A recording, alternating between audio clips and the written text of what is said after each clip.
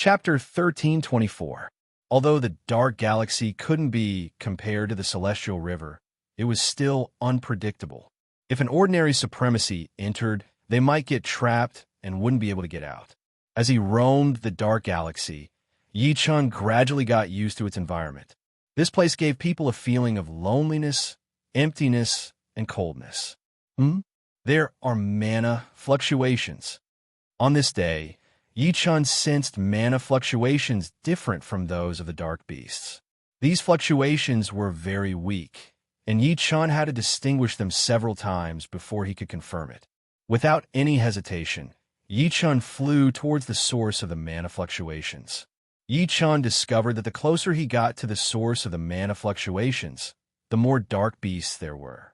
There were ordinary supremacy dark beasts, powerful supremacy dark beasts, and super supremacy dark beasts. These dark beasts all had violent natures, and they were frantically attacking Yi-Chun. Seeing that more and more dark beasts were attacking him, Yi-Chun became ruthless. He unsheathed the heavenly sword and released a death slash. The dense sword net cleared out a large number of dark beasts, and only a few super dark beasts survived.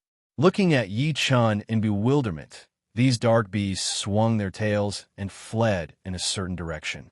Yi-Chun couldn't be bothered to chase after them, so he continued forward. Half a day passed, and Yi-Chun arrived at the source of the mana fluctuations. He saw that the black water had formed a whirlpool, and in the center of the whirlpool, a black lotus the size of a mountain was blooming. The roots of the black lotus went deep into the whirlpool, and the leaves covered the whirlpool. Above the leaves was a lotus pod the size of a small mountain. Black lotus of darkness. A trace of joy flashed on Yi-Chun's face. Just as he was about to pluck the black lotus of darkness, the nearby space-time rippled, and a huge head popped out. It was a dark beast. Compared to the super dark beasts, this dark beast's head was a bit smaller, and there was an additional golden pattern on its head. It looked ruthless and noble. It should be the leader of the dark beasts. Roar! Upon discovering Yi-Chun, the dark behemoth chief roared into the sky, and a terrifying sound wave radiated outwards, causing Yi-Chun's hair and clothes to flutter wildly. High-level super supremes, or peak super supremes. The previous few super dark behemoths were only elementary super supremes or intermediate super supremes. Seeing the darkness behemoth chief's attack, Yi-Chun knew what grade it was. The darkness behemoth chief's entire body darted out and raised its right paw. 5 rays of black light flashed out, evaporating the black water. With a clang, Yi-Chun was sent flying. Peak Super Supremes. Yi-Chun's battle prowess was also at the peak Super Supremes level. It might be slightly stronger, but there was a limit to it. However, Yi-Chun's strength lay in his defense, which wasn't much weaker than his attack. He could resist the attack of a peak Super Supremes head-on. Seeing that the other party was at the peak Super Supremes level, Yi-Chun relaxed. As long as it wasn't a quasi-legendary Supremes, it was basically impossible for it to pose a threat to him. In fact, even if it was a quasi-legendary Supremes, Yi-Chun still had the strength to fight. With the heavenly sword in hand, he also had the chance to injure a quasi-legendary Supremes. The battle between man and beast caused the surrounding black water to disappear. Yi-Chun's defense was strong, and the Dark Beast Chief's defense wasn't weak either.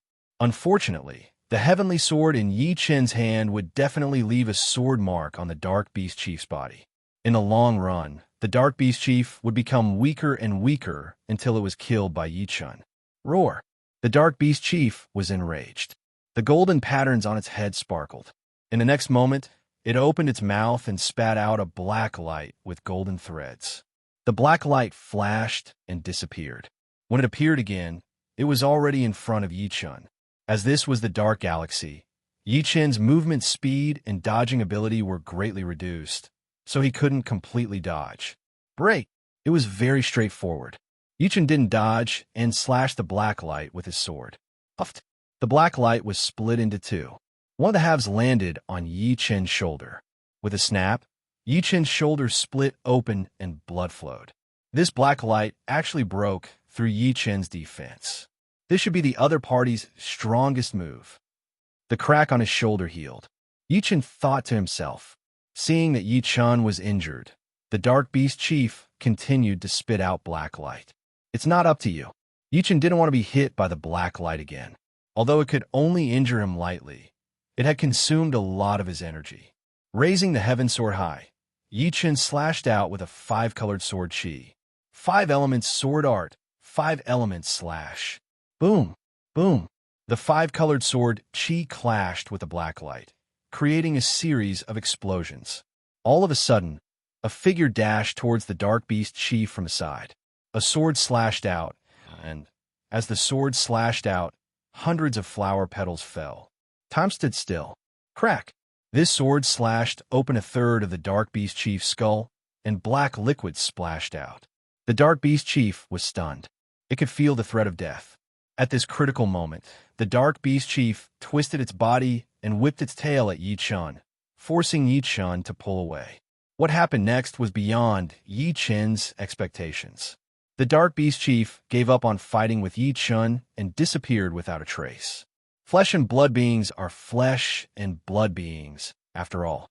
Their intelligence is much higher than energy beings. Yi-Chun smiled. Rise. Holding the root of the Dark Lotus with his right hand, Yi-Chun pulled it out with all his strength. The moment Yi-Chun pulled out the Dark Lotus, the surrounding Dark Star River started to tremble. It was as if a giant water monster was wreaking havoc, destroying everything in its path. Under this majestic power, Yi-Chen's heart started to palpitate. He couldn't care less about sealing the Dark Lotus anymore and fled. After an unknown period of time, the trembling behind him became smaller and smaller. Only then did Yi-Chen stop. Raising the Dark Lotus, Yi-Chun observed it carefully. He found that there were 7 lotus seeds on the lotus head. It was said that 9 lotus seeds was the highest grade of the Dark Lotus.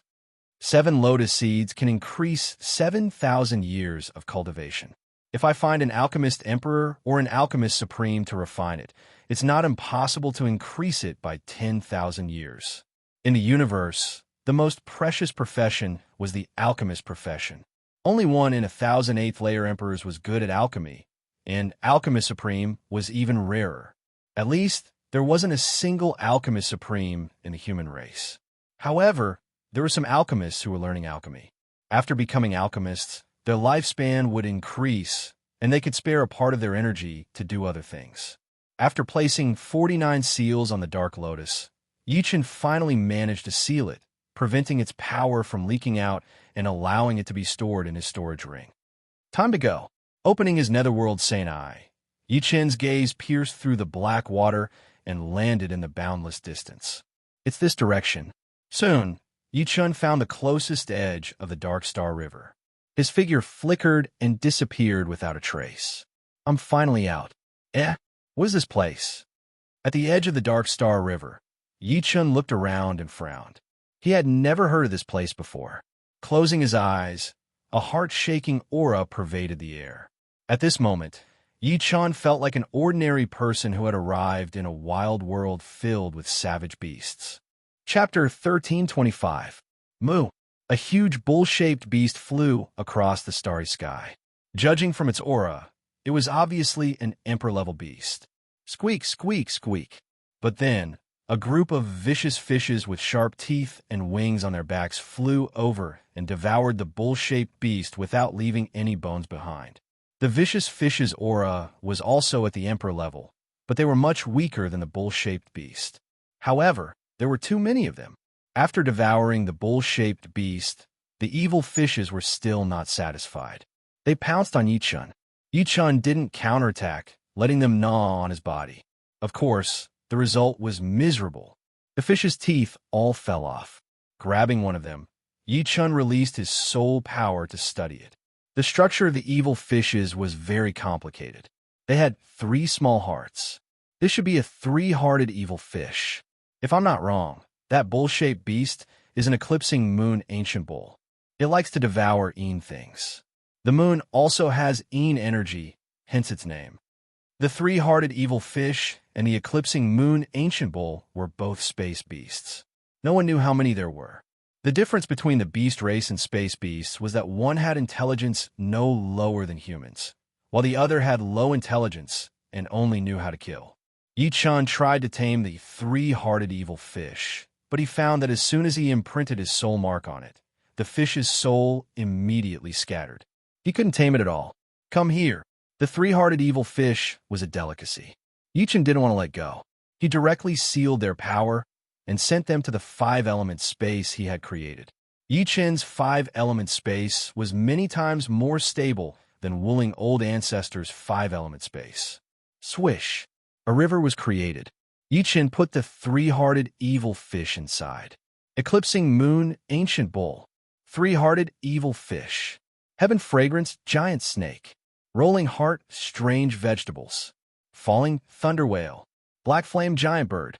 Along the way, Yi Chun caught whatever he caught. The five-element space had almost turned into a nest of space beasts. Fortunately, the power of these space beasts had been sealed by Yi Chun. Even if they killed each other inside, the destruction would not be too great. Moreover, after losing their power, they would not be able to bite each other. There are so many delicacies here. It should be enough to make the barbarian supremes die of envy. The barbarian race loved meat the most. The meat that the barbarian supremes wanted to eat was naturally not ordinary meat. At the very least, it had to be the meat of an emperor-level starry sky beast. The meat of an emperor-level starry sky beast was the best. As for the supreme-level starry sky beast, no one was willing to eat it. While flying, Yi Chun used the netherworld's sacred eye to look around. What? A metal planet. Suddenly, Yi Chun saw an azure metal planet. This metal planet was not big, but it was several thousand li in size. It was revolving in the starry sky, emitting a boundless azure radiance. Whoosh! With a teleport, Yi Chun arrived on the metal planet. Using his right hand as a knife, Yi Chun tried to dig out a piece of metal, but no matter how hard he tried, he only managed to grab some metal scraps. This is a supreme grade metal. Yi Chun was incomparably surprised. Supreme grade metal was an excellent material for forging supreme weapons. Only supreme grade metal couldn't be destroyed by Yi Chun with his bare hands. Of course, this was because Yi Chun didn't use the sky sword, nor did he use any martial arts. Otherwise, a mere supreme grade metal wouldn't be able to stop Yi Chun, unless it was forged into a supreme weapon. Right, I still haven't read that book about supreme grade materials. Let's see if there's such a metal. The storage ring flickered, and a seven-colored book appeared in Yi Chun's hand. The book opened, and each page had a projection, introducing the color, hardness, effect, and other information of each material. Soon, Yi Chun found some useful information. Azure Star Iron, a third-grade supreme grade metal. Its color is azure, and its hardness is enough to block a super supreme grade attack. It can be used as the main material to forge a third-grade supreme grade weapon. It can also be used as a supplementary material to forge a fourth-grade supreme grade weapon. Supreme grade weapons were divided into 5 grades, from the lowest to the highest: first grade, second grade, fifth grade.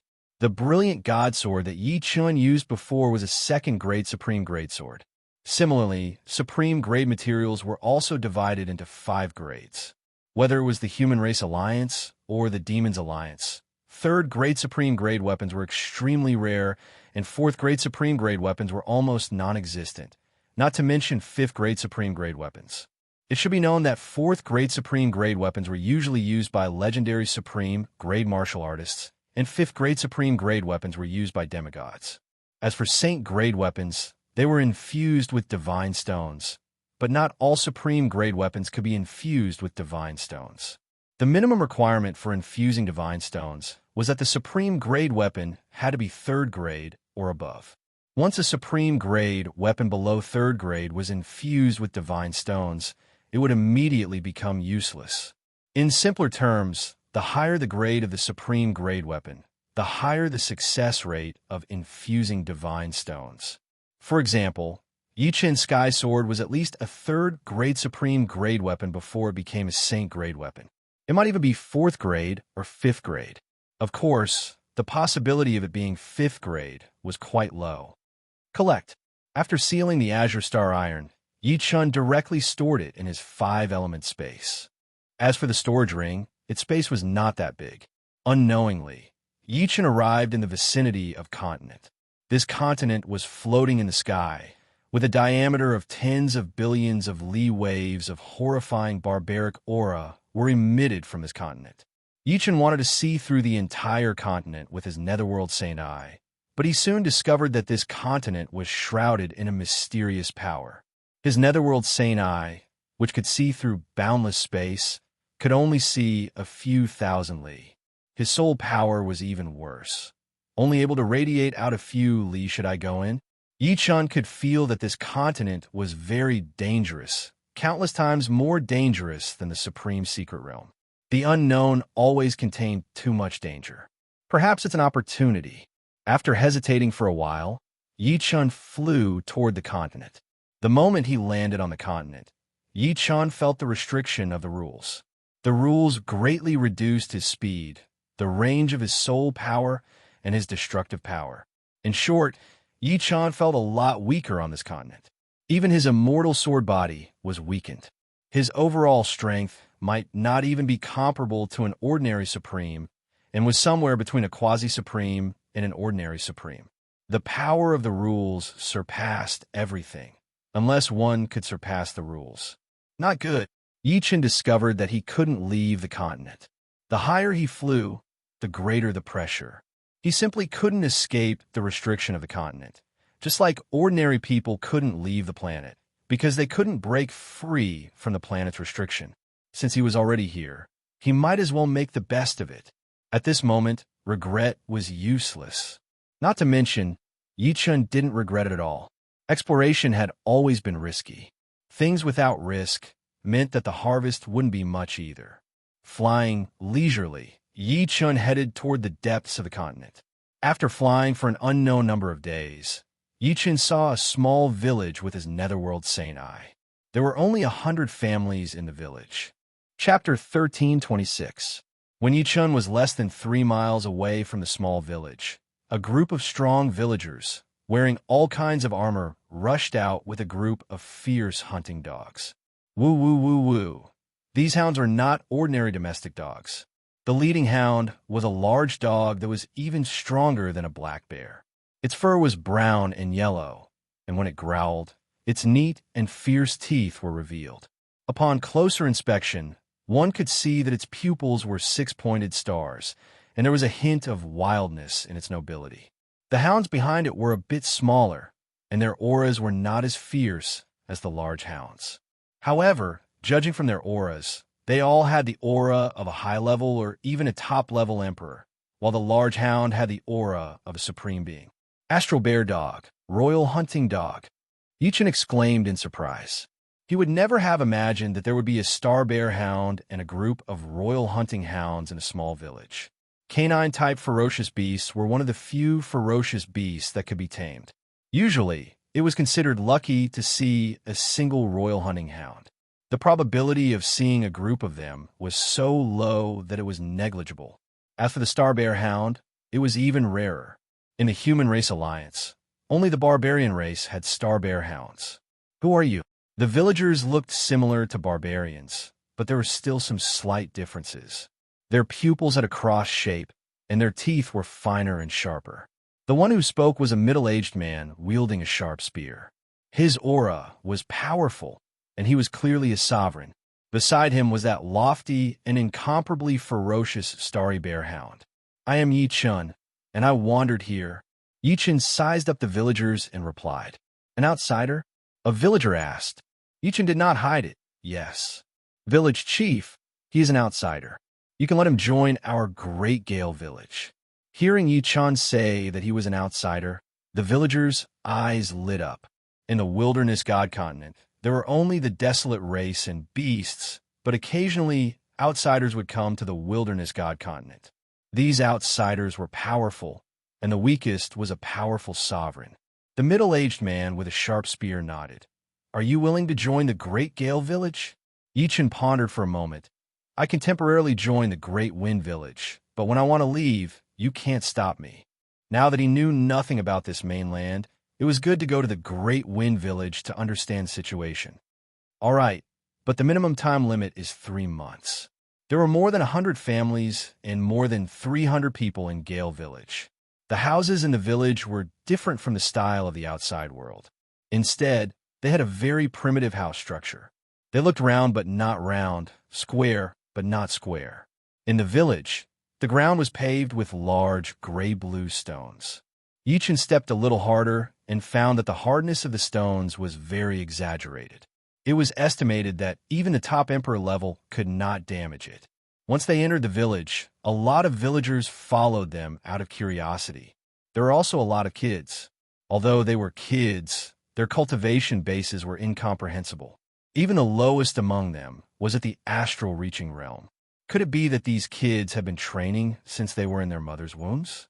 Puzzled, Yichun arrived at the temple in the center of the village. In the wilderness god continent, you have to make an oath to join the village. Now, you have to make an oath in front of the desolate god crystal. The content can be. The village head said to Yichun. Yichun thought for a moment and felt that there were no loopholes. Then he said loudly to the desolate god crystal in the temple, I, Yichun, will join the Great Wind Village from now on. The minimum time limit is 3 months. During this time, Brother Yichun, welcome to the Great Wind Village. My name is Feng Lai, the village head.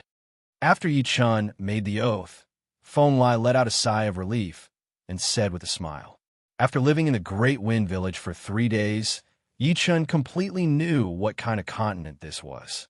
The continent's name was Wilderness God Continent.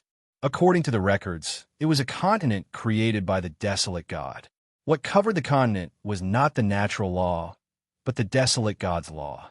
In other words, anyone below the true god level could not violate the desolate god's law. Living in the wilderness god continent were the desolate race and the beasts. The desolate race had the bloodline of the desolate god. The people of the desolate race were born with the cultivation base of the astral reaching realm. As they grew older, their cultivation base would increase rapidly. Normally, they would automatically become life and death realm warriors when they reached adulthood. After that, they would have to rely on themselves to train seriously. This was also why the lowest cultivation base of the kids in the Great Wind Village was the astral reaching realm. In the desolate god continent, there were tens of thousands of villages. Small villages only had dozens of families, while big villages had almost 1,000 families. Once there were more than 1,000 families, they would become tribes. Between 1,000 and 2,000 families, they would become rank 1 tribes, 2,000 to 5,000 families, 5,000 to 10,000 families, 4,000 to 20,000 families, and so on. There was a very strange law in the desolate god continent. No matter who it was, they had to eat meat. Otherwise, their strength would decline very quickly. In the outside world, there was no need to eat at all. The reason why they ate was just to enjoy delicious food, which was dispensable. Therefore, there would often be wars between villages in order to conquer each other. After all, the more people there was, the more meat they could hunt. If the population was small, sometimes they would have to starve. In the desolate god continent, outsiders were very popular. Even in the tribes, outsiders would be treated very well. The main reason was that outsiders who came to the desolate god continent were basically powerful supremes or even super supremes. Moreover, their martial arts were especially powerful. Experts were welcomed everywhere. This was something recognized by the laws of the desolate god continent. As a new member of the Great Wind Village, Yichun was naturally assigned a house. This house had been vacant for a long time, and it was covered with dust. Fortunately, he would only live here for 3 months. Yichun was too lazy to build a new house. Building a house here required a lot of energy. The soil and stones of the desolate god continent were extremely hard. Lying on the recliner outside the house, Yichun looked up at the sun. It had been a long time since he had enjoyed the scenery so leisurely. Yichun felt that his mood was much calmer. Turning his head, Yichun saw a little girl staring at him from the corner of the house. Yichun waved at her. The little girl walked over carefully. I heard that you are an outsider. Yes, what's your name? My name is Feng Na. All the people of the Great Wind Village had the surname Feng. Feng Na, a very nice name. Yichun smiled and took out 2 3-hearted evil fish from the 5-element space. Do you want to eat barbecue? I'll treat you. Feng Na swallowed her saliva. There were more than 300 people in the Great Wind Village, but there were only dozens of people with real battling power. A part of them had to stay in the village while the others could go out to hunt. However, normally, each family could only get a little bit of prey. The ones who contributed more would get more, and no one could refuse meat. The smell of barbecue filled the air as Feng Na wolfed down the food. Yichen also ate a little bit. On the desolate god continent, he felt the hunger that he had not felt for a long time. One three-hearted evil fish contained way too much power. Feng Na had only eaten 1% of it, and she was already full. After all, her cultivation was only at the early sea of Soul's realm, and it was impossible for her to be like Yi Chun, who could just eat a little bit and fill up half of it.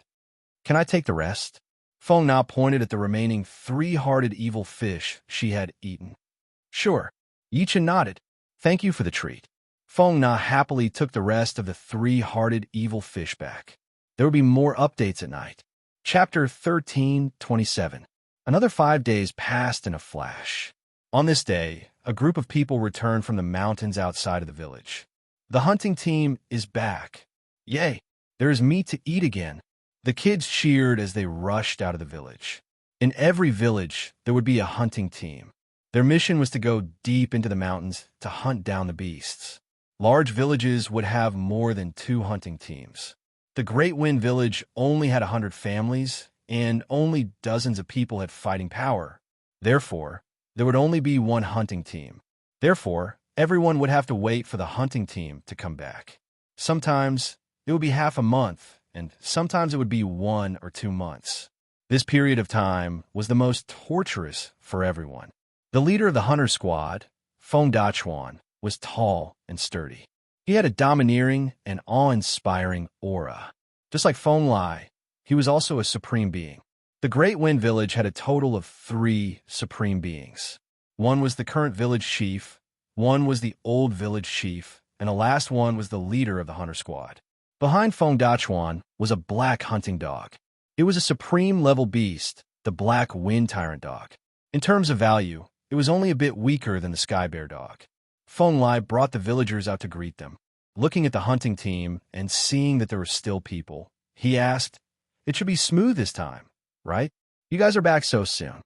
The hunting team had gone out half a month ago. Feng Dachuan patted his chest and laughed. "Our luck is not bad. None of them died.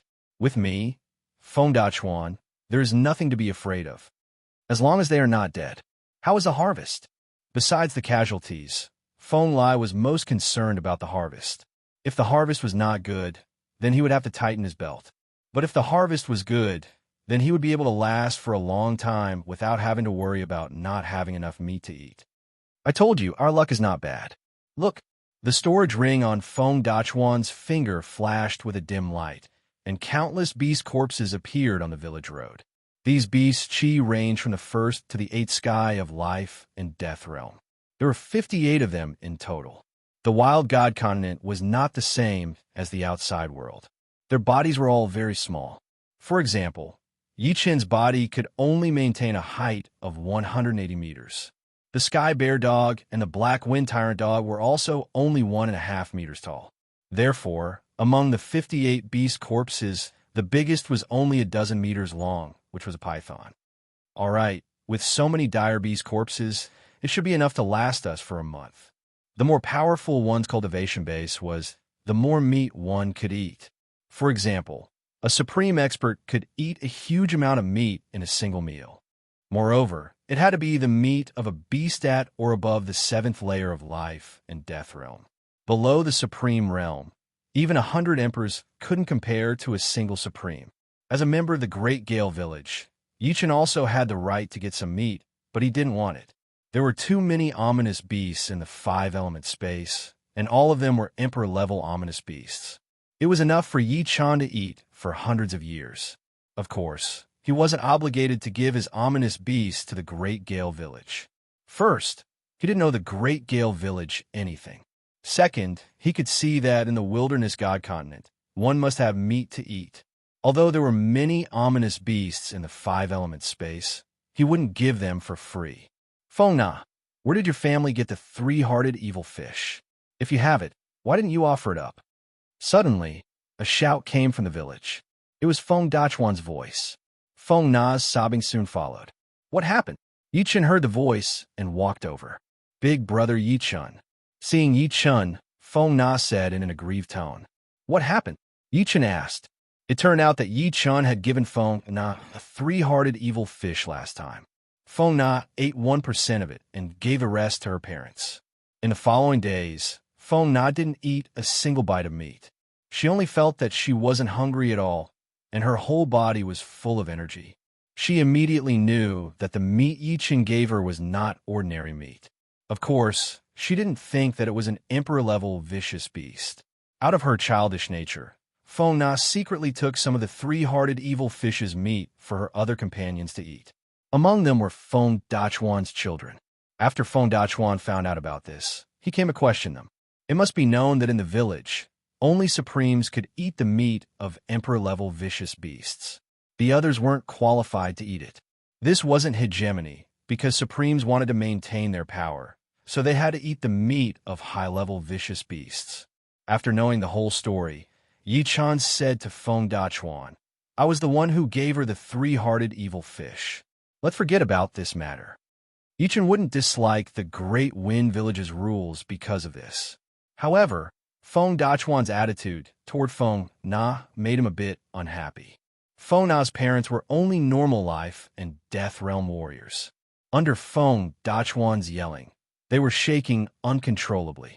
They actually didn't know that it was a three-hearted evil fish, an emperor-level vicious beast. Outsiders, this is our Great Wind Village's rule. No one can violate it. Feng Dachuan frowned. He was still a bit scared of outsiders.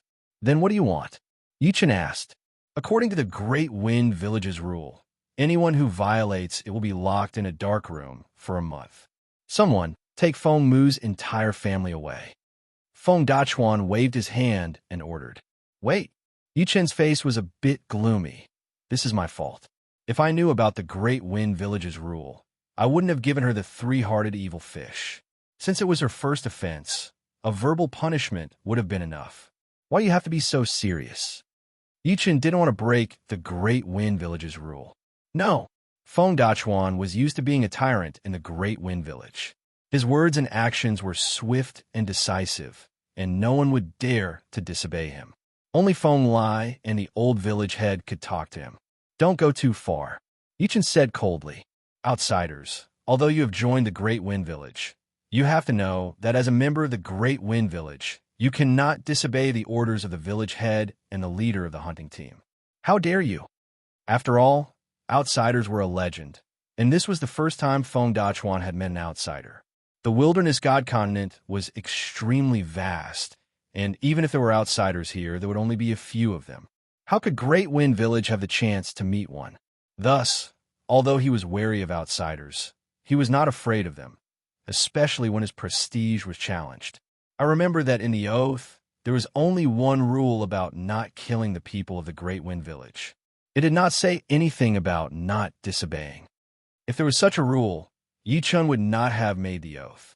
He was not an idiot. Brother Yi Chen, it is my fault. Don't worry about it. At this time, Feng Na suddenly said. Yi Chen shook his head. I only do things with a clear conscience. Whoever dares to take her away today, don't blame me for turning against you. You dare. Feng Dachuan's voice was low. Roar.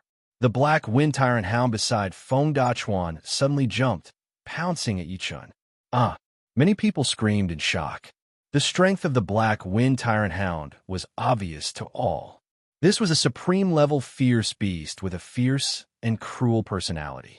Ordinary supreme beings would take a detour if they encountered a black wind tyrant hound. Woo woo woo. However, the next second, everyone was shocked. The powerful black wind tyrant dog had its mouth covered by Yi Chen's hand and was lifted up into the air. Its forelegs were struggling, looking like a little puppy, looking very pitiful. Chapter 1328. Bang! With a casual fling, the black wind tyrant hound was thrown out of the village. When it ran back into the village, it no longer dared to be presumptuous towards Yi Chen. As a ferocious beast, although its intelligence was not high, it could still sense the gap between them. When Yi Chun pinched its mouth, that terrifying power was like a vast ocean. Any explosion could probably crush it to death. Yi Chen's eyes swept across the crowd and finally landed on Feng Dachuan. He said word by word, "With my strength, it is not difficult to sweep the Great Gale Village. You're not my opponent." "You." Feng Dachuan glared. "Enough, Dachuan. This matter is indeed not Feng Na's fault. Why make things difficult for her? Feng Na, this is a lesson. You should know the rules of the Great Gale Village." At this moment, Feng Lai walked over with the Starry Sky Bear Hound. The Starry Sky Bear Hound licked the fur of the Black Wind Tyrant Hound and looked at Yi Chun with fear. "Yes, village chief." Feng Na lowered her head and said. Rubbing Feng Na's head, Feng Lai said to Yi Chun apologetically, "Brother Yi Chun, Dachuan is not a bad person. He is just a little inflexible. I hope you don't mind." Although Yi Chun's words were arrogant, Feng Lai was not angry. Instead, he was a little happy. Although the Black Wind Tyrant Hound only had the strength of a normal supreme being, this was the Huang God continent. Under the cover of the Huang God's law, the gap between supreme beings had shrunk a lot. Yi Chun could easily subdue the Black Wind Tyrant Hound, which meant that he was much stronger than he had imagined. "I won't mind. I just hope that the rules of the Great Gale Village will be more humane." Yi Chun said, "That is for sure." After saying that, Feng Lai looked at Feng Dachuan with a look of reproach. The Great Gale Village's rules were actually not that strict. They did not care about human feelings at all. This time, most of the fault was on Feng Dachuan's shoulders. It seemed like he needed to be taught a lesson. Feng Dachuan's face alternated between green and white. Originally, he had wanted to consolidate his prestige and not take even half a step back when facing the people from the outside world. But now, the result was the complete opposite. His prestige had fallen to the ground. No matter where one was, the rule of the strong was an unchanging truth. He could berate Feng Na and his family, but he didn't dare to berate Yi Chun. Just now, Yi Chun had easily restrained the Black Wind Tyrant Hound with his powerful strength, and it had left a lingering fear in his heart. A week had passed since the three-hearted evil fish incident. In the chief's yard, Feng Lai, the old chief, Feng Dachuan, and Yi Chun were chatting while eating barbecued meat. The meat was provided by Yi Chun. The eclipsing moon ancient cow's meat is really good. This kind of meat is usually only eaten by the tribe supremes. Feng Lai took a large piece of beef and ate it in big bites. The old chief nodded. "The tribe has a large population and a lot of fighting power. We can organize 2 or 3 hunting teams to take turns to enter the mountain. Our Great Gale Village will be satisfied with just enough food and clothing."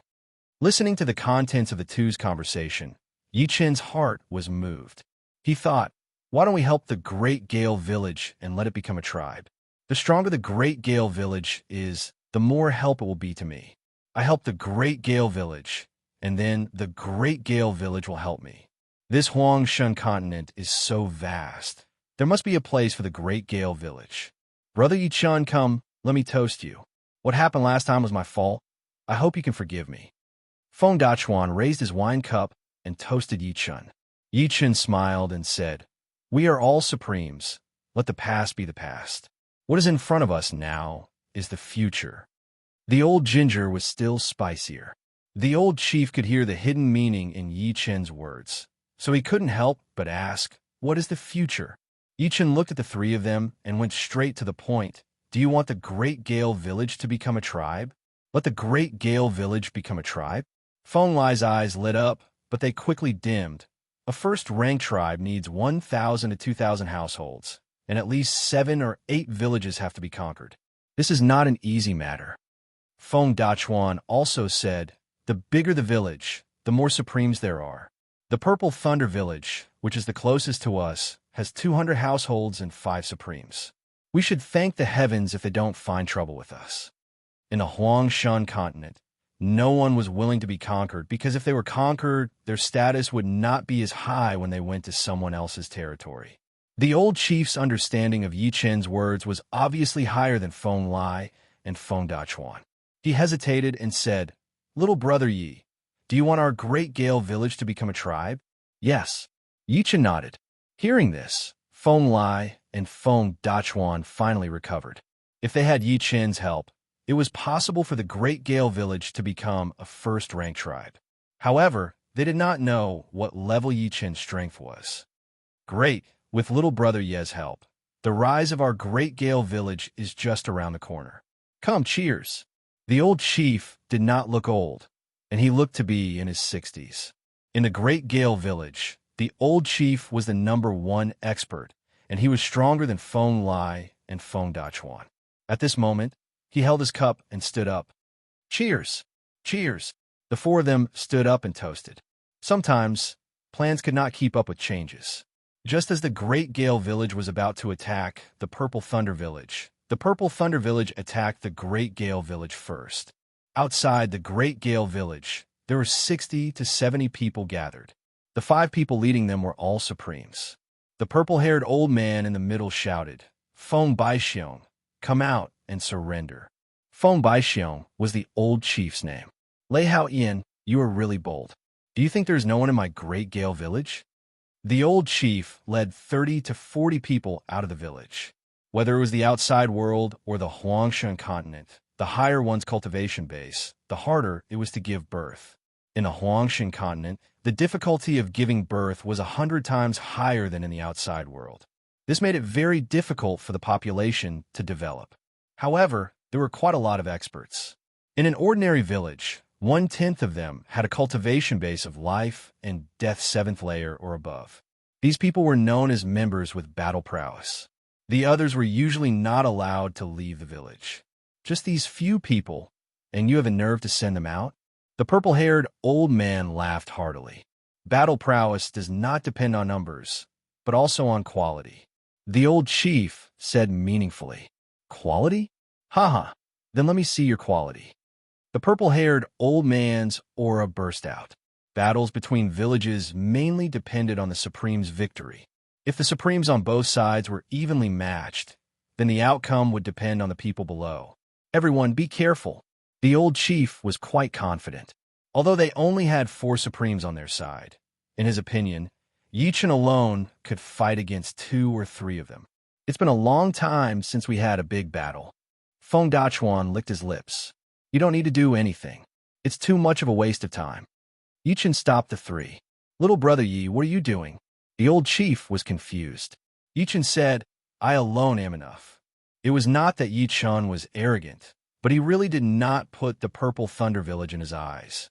Conquering the Purple Thunder Village as soon as possible and building a bigger village was his top priority. After saying these words, Yi Chen walked out step by step and raised his head. You 5, come at me together. Arrogant. I, Lei Yu, will teach you a lesson. A middle-aged man from the Purple Thunder Village pounced at Yi Chen with a mace in his hand. As he waved the mace, his aura seemed to be able to split heaven and earth. Chapter 1329. Lei Yu was the 4th strongest in the Purple Thunder Village, but in terms of toughness, he was ranked 2nd. This was because his body's defense was extremely strong. The Desolate race placed a lot of emphasis on training their bodies. Whoever had a stronger defense would have an advantage. Lei Yu raised his mace with both hands and swung it down crazily. Feng Lai and Feng Dachuan's eyebrows twitched. If they were in Yi Chen's shoes, they would definitely dodge. But Yi Chen's action shocked everyone. He stretched out his right hand and easily blocked the mace. The spikes on the mace didn't even pierce through the skin of Yi Chen's palm. Get lost! Yi Chen waved his hand, and the mace bounced back, landing on Lei Yu's head. Blood started to flow out of his mouth as he was blown thousands of meters away. Who else wants to fight? Yi Chen looked at the purple-haired old man. Little brother, who are you? I don't remember you in the Great Wind Village. The purple-haired old man, Lei Hao Yin, said seriously. According to you, I am an outsider. Yi Chen said lightly. An outsider? Everyone's complexion changed. There were too many legends about the outsiders. It was said that many tribes weren't tribes in the past and relied on outsiders to rise. Although not every outsider was as powerful as them, the strength of outsiders was still widely spread. Hearing Yi Chen say that he was an outsider, the Purple Thunder Village's sovereign felt bitter in his heart. Soon after, He felt a trace of jealousy. Why didn't our Purple Thunder Village meet outsiders? Little brother, with your power, joining the Great Wind Village is a waste of your talent. Why don't you join our Purple Thunder Village? I can guarantee that other than being the village head in name, you'll have the same power as the village head. The purple-haired old man wanted to poach Yi Chun. If they fought, the Purple Thunder Village might not be Yi Chun's match.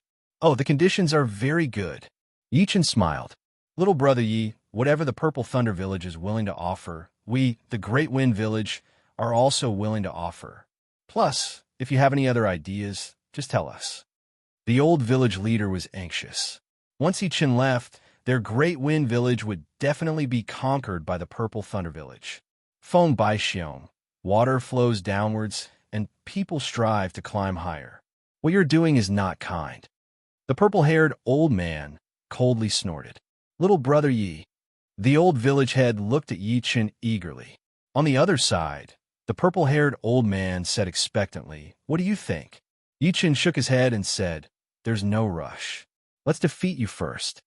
The purple-haired old man's face turned cold. You're not going to reconsider? Today, it's your Violet Thunder Village that invited me.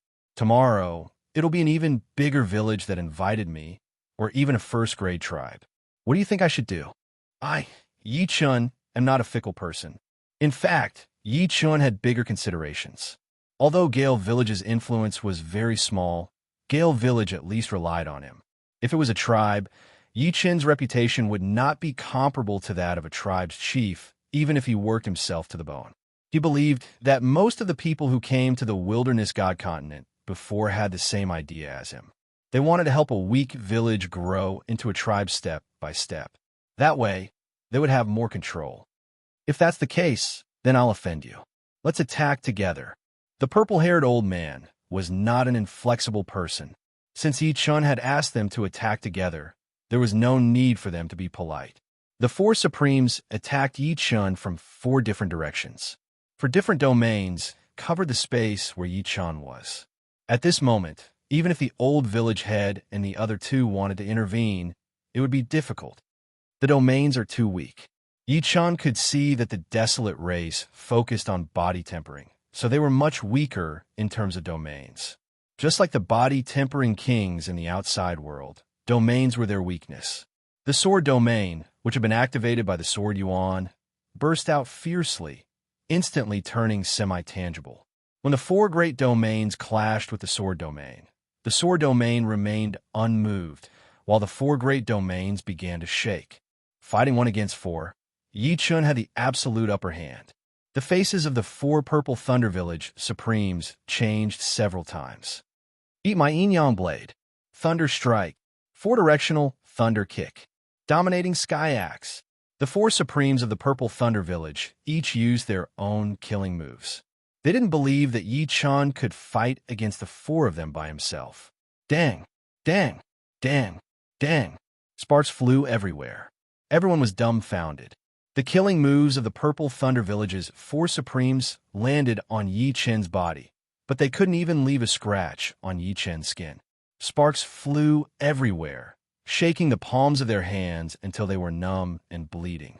On the other hand, Yi Chun didn't even crease his brows, as if it was just a light breeze, not worth mentioning. Swish! Stretching out his right hand, Yi Chun instantly grabbed the neck of the Supremes.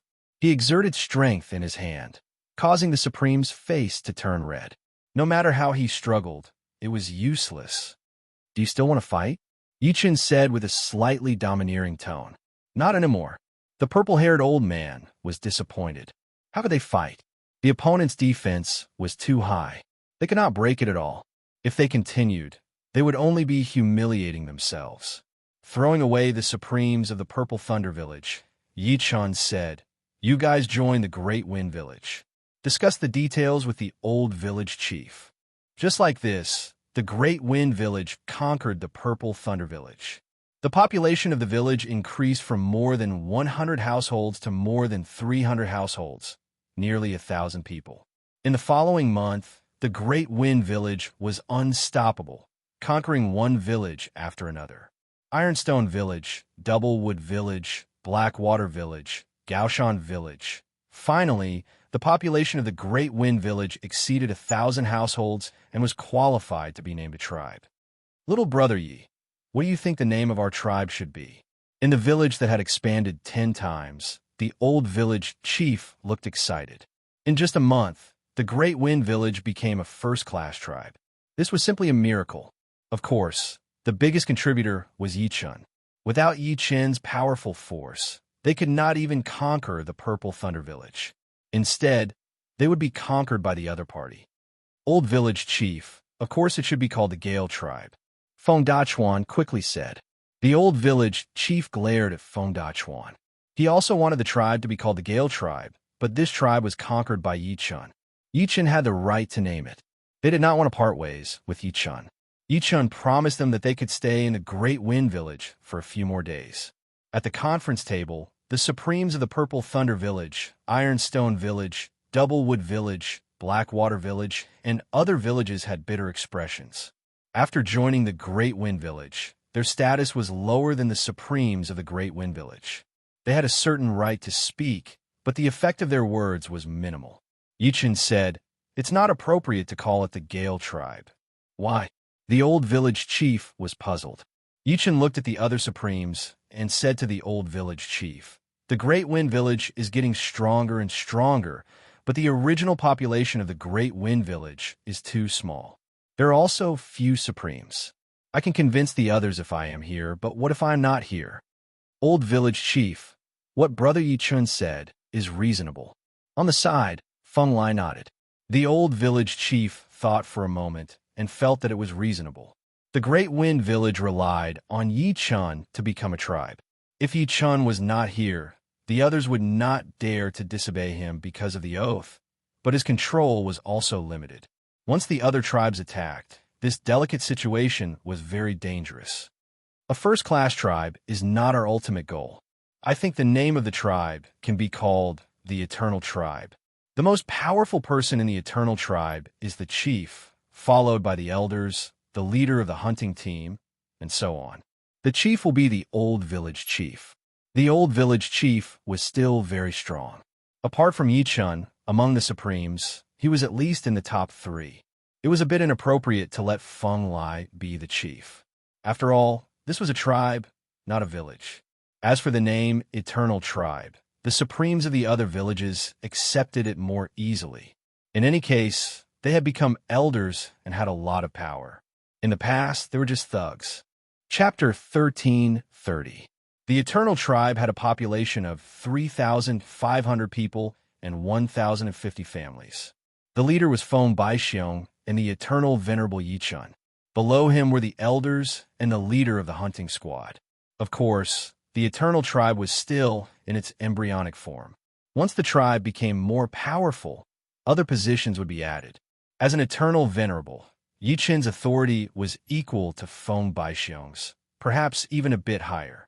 The leader had to take care of a lot of matters, while Yi Chun didn't have to be so troublesome. The hunting squad is back. So much meat. The Eternal Tribe was prospering day by day, and the tribesmen naturally didn't have to worry about not having meat to eat. At present, the Eternal Tribe had a total of 8 hunting squads, taking turns to enter the mountains. Once the first squad returned, the next one would immediately set off. This way, even if they encountered an enemy attack, they would still have the greatest fighting strength. Old Chief, the Eternal Tribe is too remote. It's time to migrate. Yi Chun still liked to call Feng Baixiong Old Chief. Feng Baixiong nodded. Yeah, there are no more villages around. It's time to migrate. Migration was very simple. They only needed to store the buildings in the village into their storage rings. The Wild's God continent was enveloped by the Wild's God's laws, and everything was shrouded in mist. It was extremely difficult to draw a map, and it took them an entire month to find an ideal place to live. Fortunately, the villages had stockpiled meat, and they had not stopped eating meat for the past month. Mountains and rivers. It's here. What entered everyone's eyes was a mountain range and a huge lake. The mountain range was vast, and the lake was crystal clear. The Eternal Tribe would certainly prosper here. Dong, dong. Houses fell one after another, spreading out in a ring shape. The entire Eternal Tribe was like a ring. Soon after, the Supremes joined hands to arrange a formation. The reason why the tribe was powerful was because of the many Supremes and the formations they arranged. It would be difficult for enemies to break in, and the tribesmen could safely reproduce inside. From now on, this will be our new home. Feng Baixiong sighed with emotion. The other Supremes also sighed with emotion. Although they had been conquered by the Great Wind Village and were now elders or leaders of the Eternal Tribe, no matter what, a tribe was a tribe. As a member of the tribe, their fate was closely related to the tribe. They were bound together for good or bad. The arrays that Yi Chun had set up were the Immortal Sword Array and Destruction Sword Array. Although he wasn't proficient in arrays, the Immortal Sword Intent and Destruction Sword Intent were too powerful. A sword array that contained the Immortal Sword Intent and Destruction Sword Intent would be able to block a Super Sovereign for a while. Anyone below the Super Sovereign realm would be severely injured even if they didn't die. The formation did not restrict the people of the Eternal Tribe. They could enter and leave at will. This was the power of the oath. The Eternal Tribe was surrounded by mountains and rivers, which meant that in the future, there would be not only land meat to eat, but also aquatic meat to eat. The more the people of the Eternal Tribe looked at it, the more they liked it, and soon they forgot the melancholy of leaving the place where they grew up. In the Eternal Tribe, the sounds of laughter could be heard every day, and the figures of children could be seen everywhere.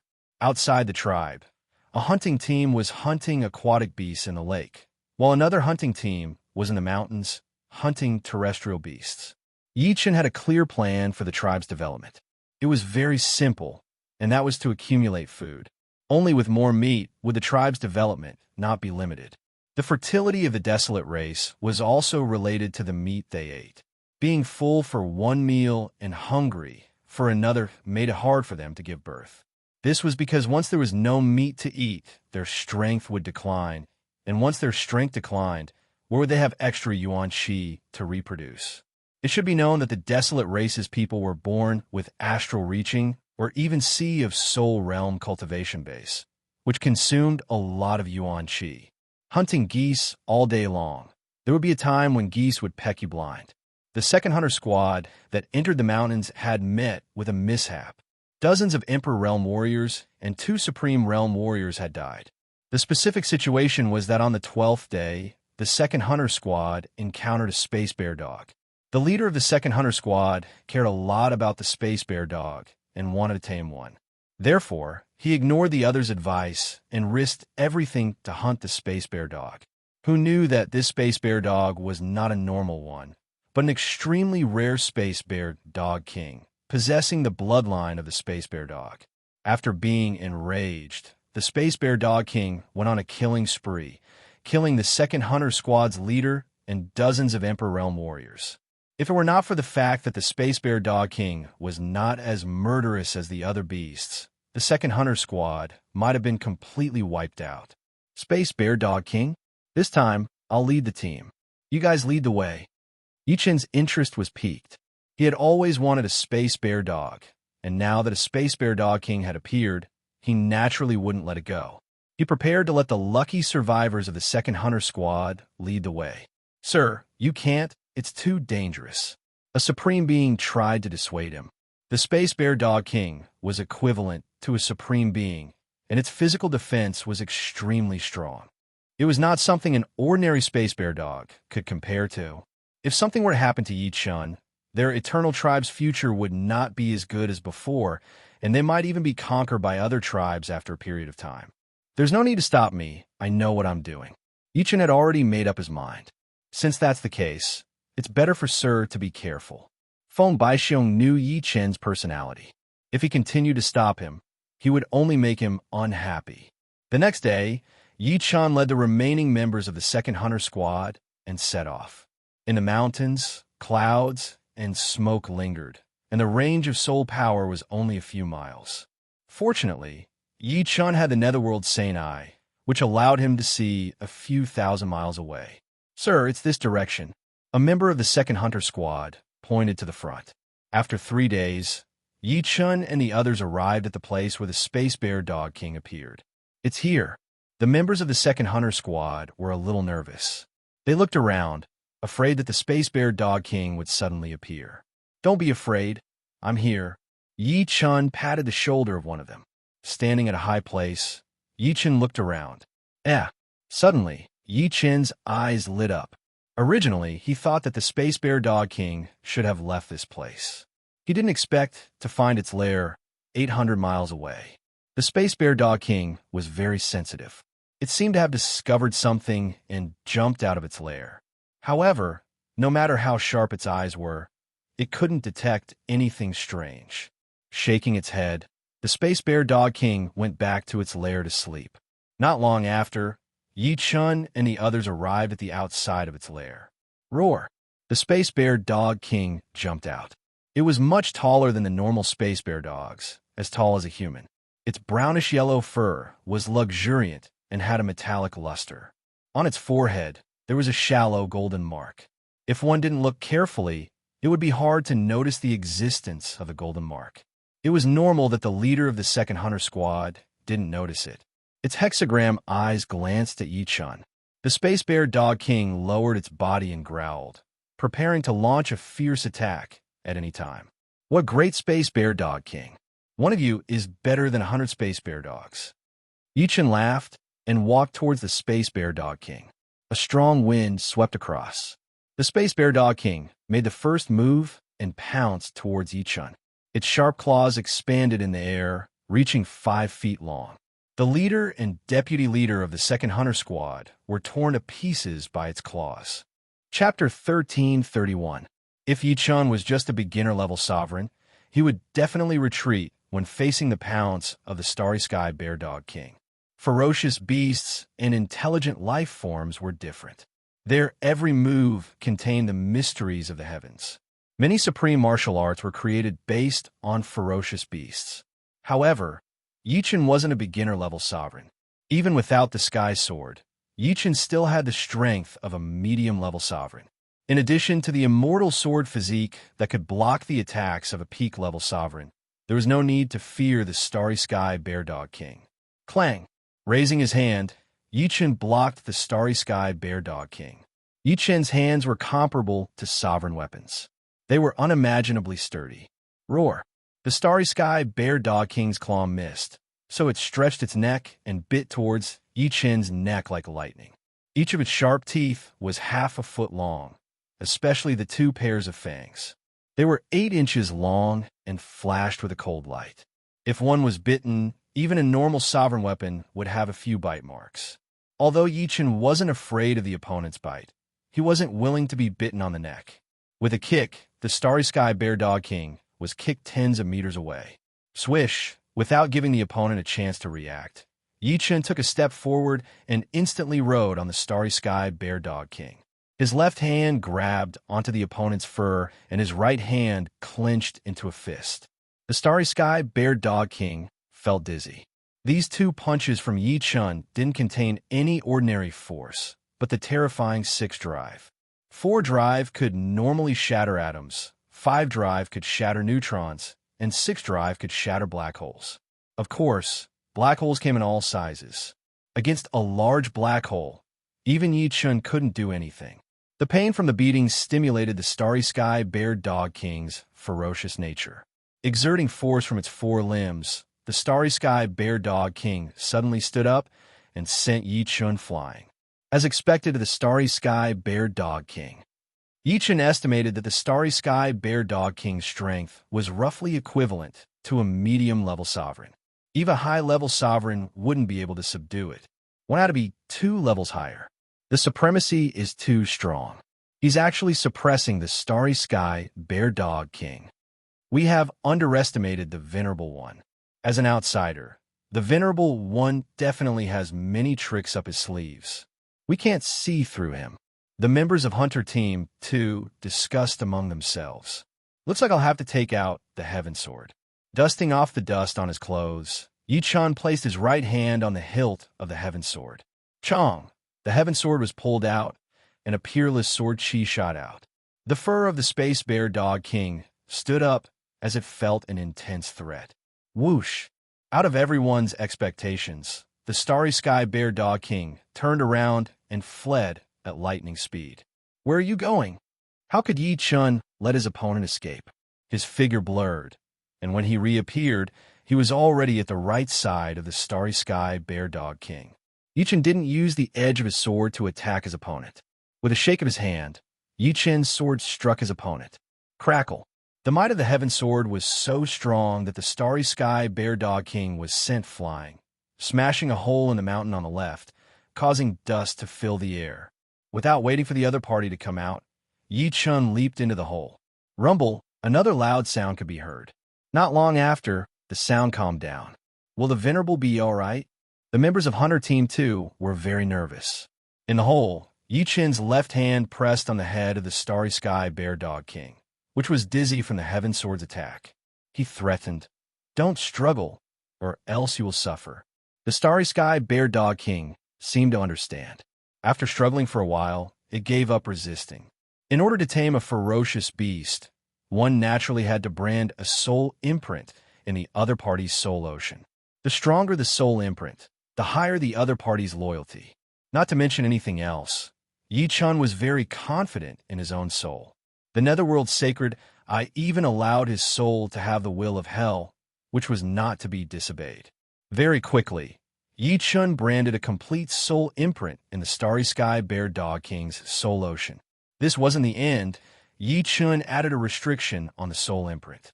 Once the Starry Sky Bear Dog King tried to use its soul power to erase the soul imprint, it would be countered by the restriction.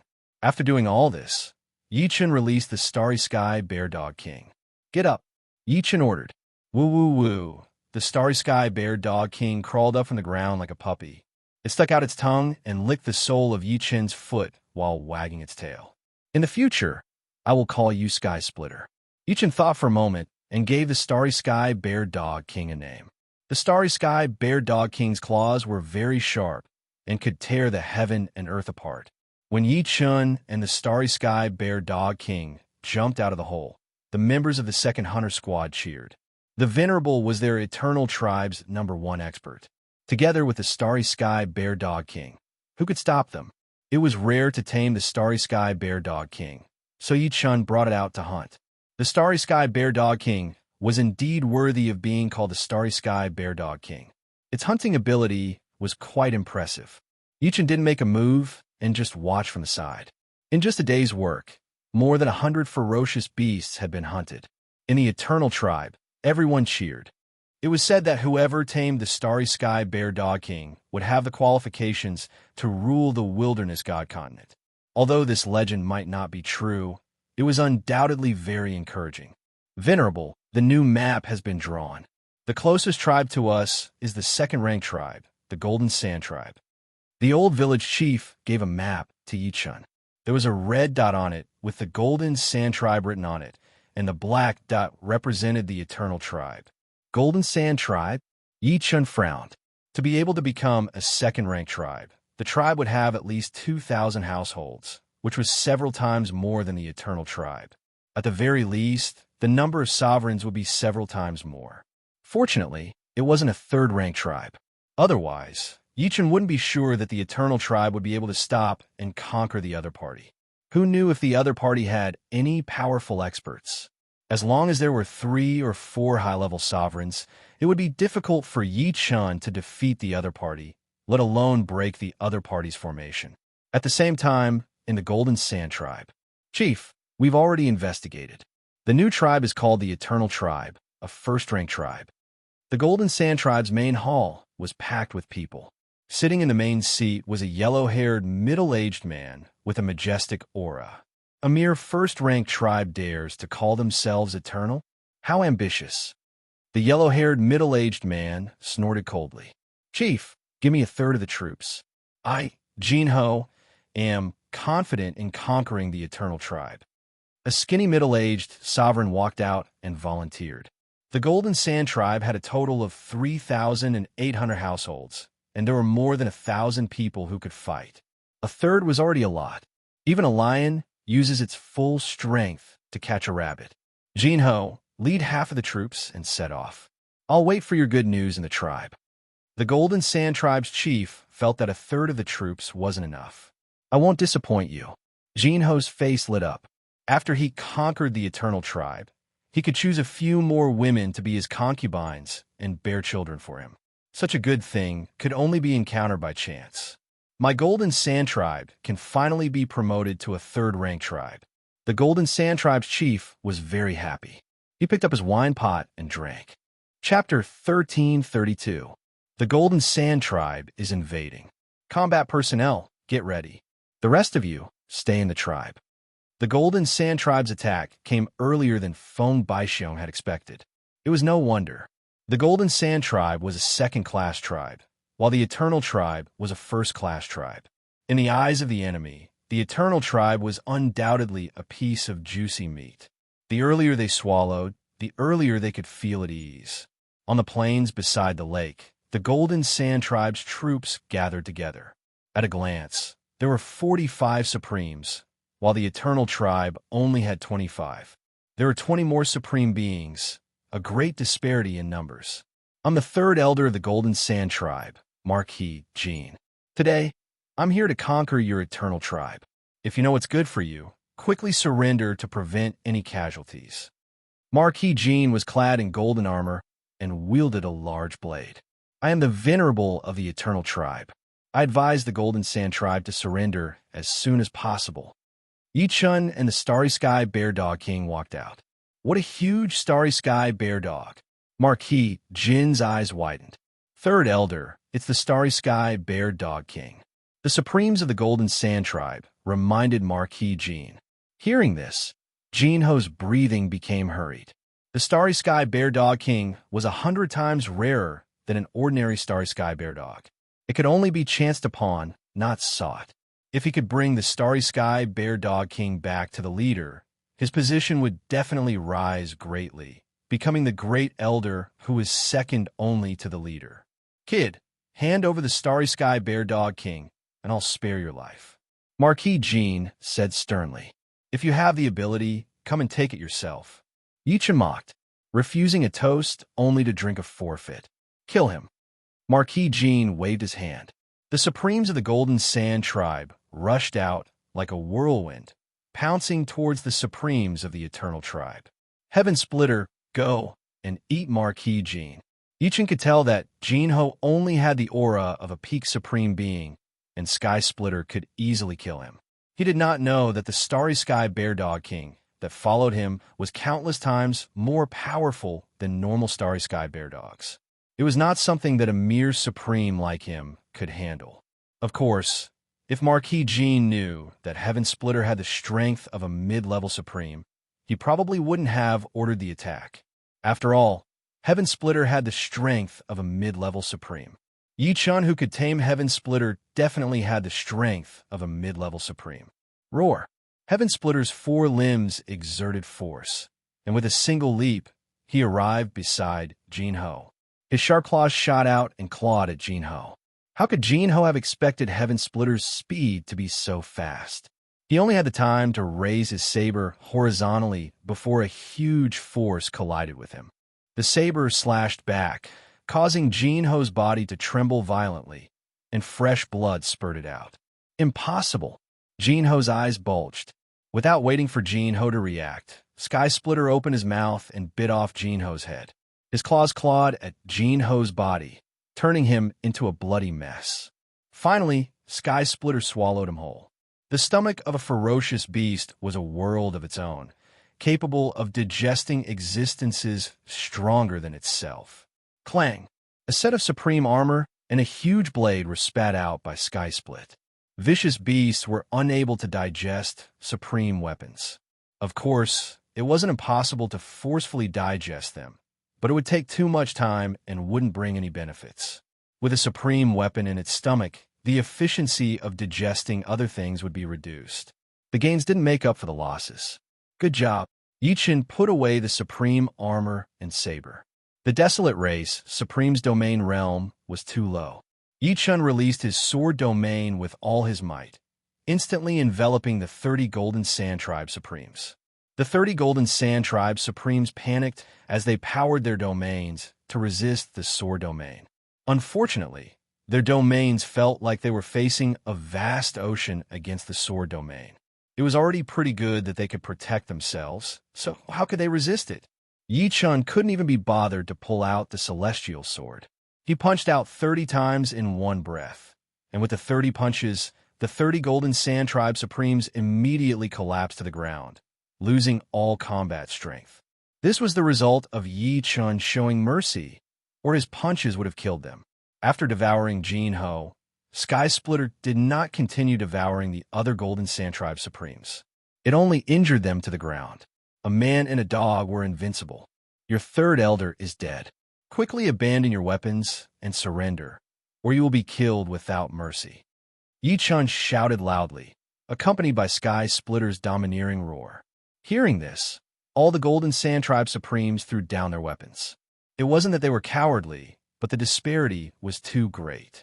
The other party, a man and a dog, had taken care of most of them.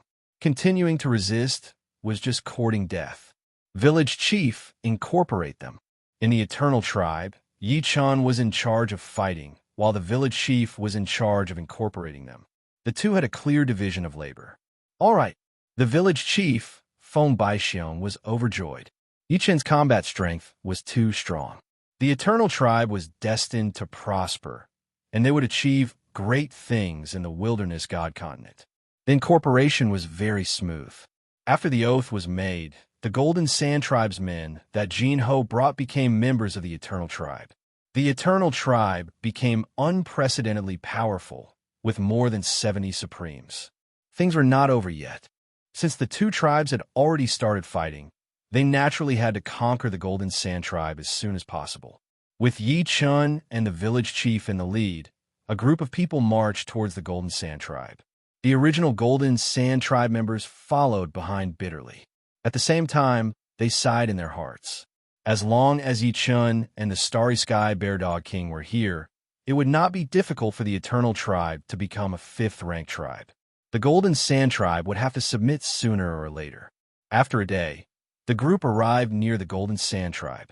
In Golden Sand Tribe, the yellow-haired, middle-aged man walked out with a group of Supremes.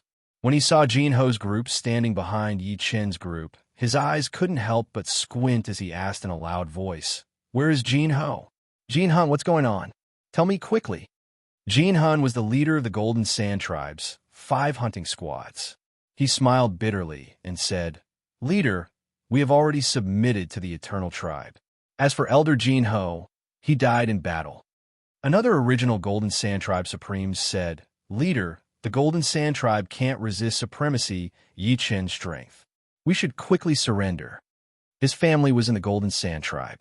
Since he had submitted to the Eternal Tribe, he naturally hoped that the Golden Sand Tribe would submit as well. Bullshit. If you want to conquer my Golden Sand Tribe, you have to defeat me first.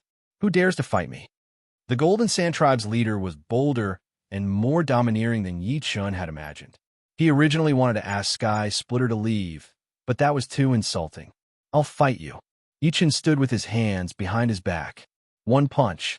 As long as you can take one punch from me, the Golden Sand Tribe will henceforth submit to the Eternal Tribe."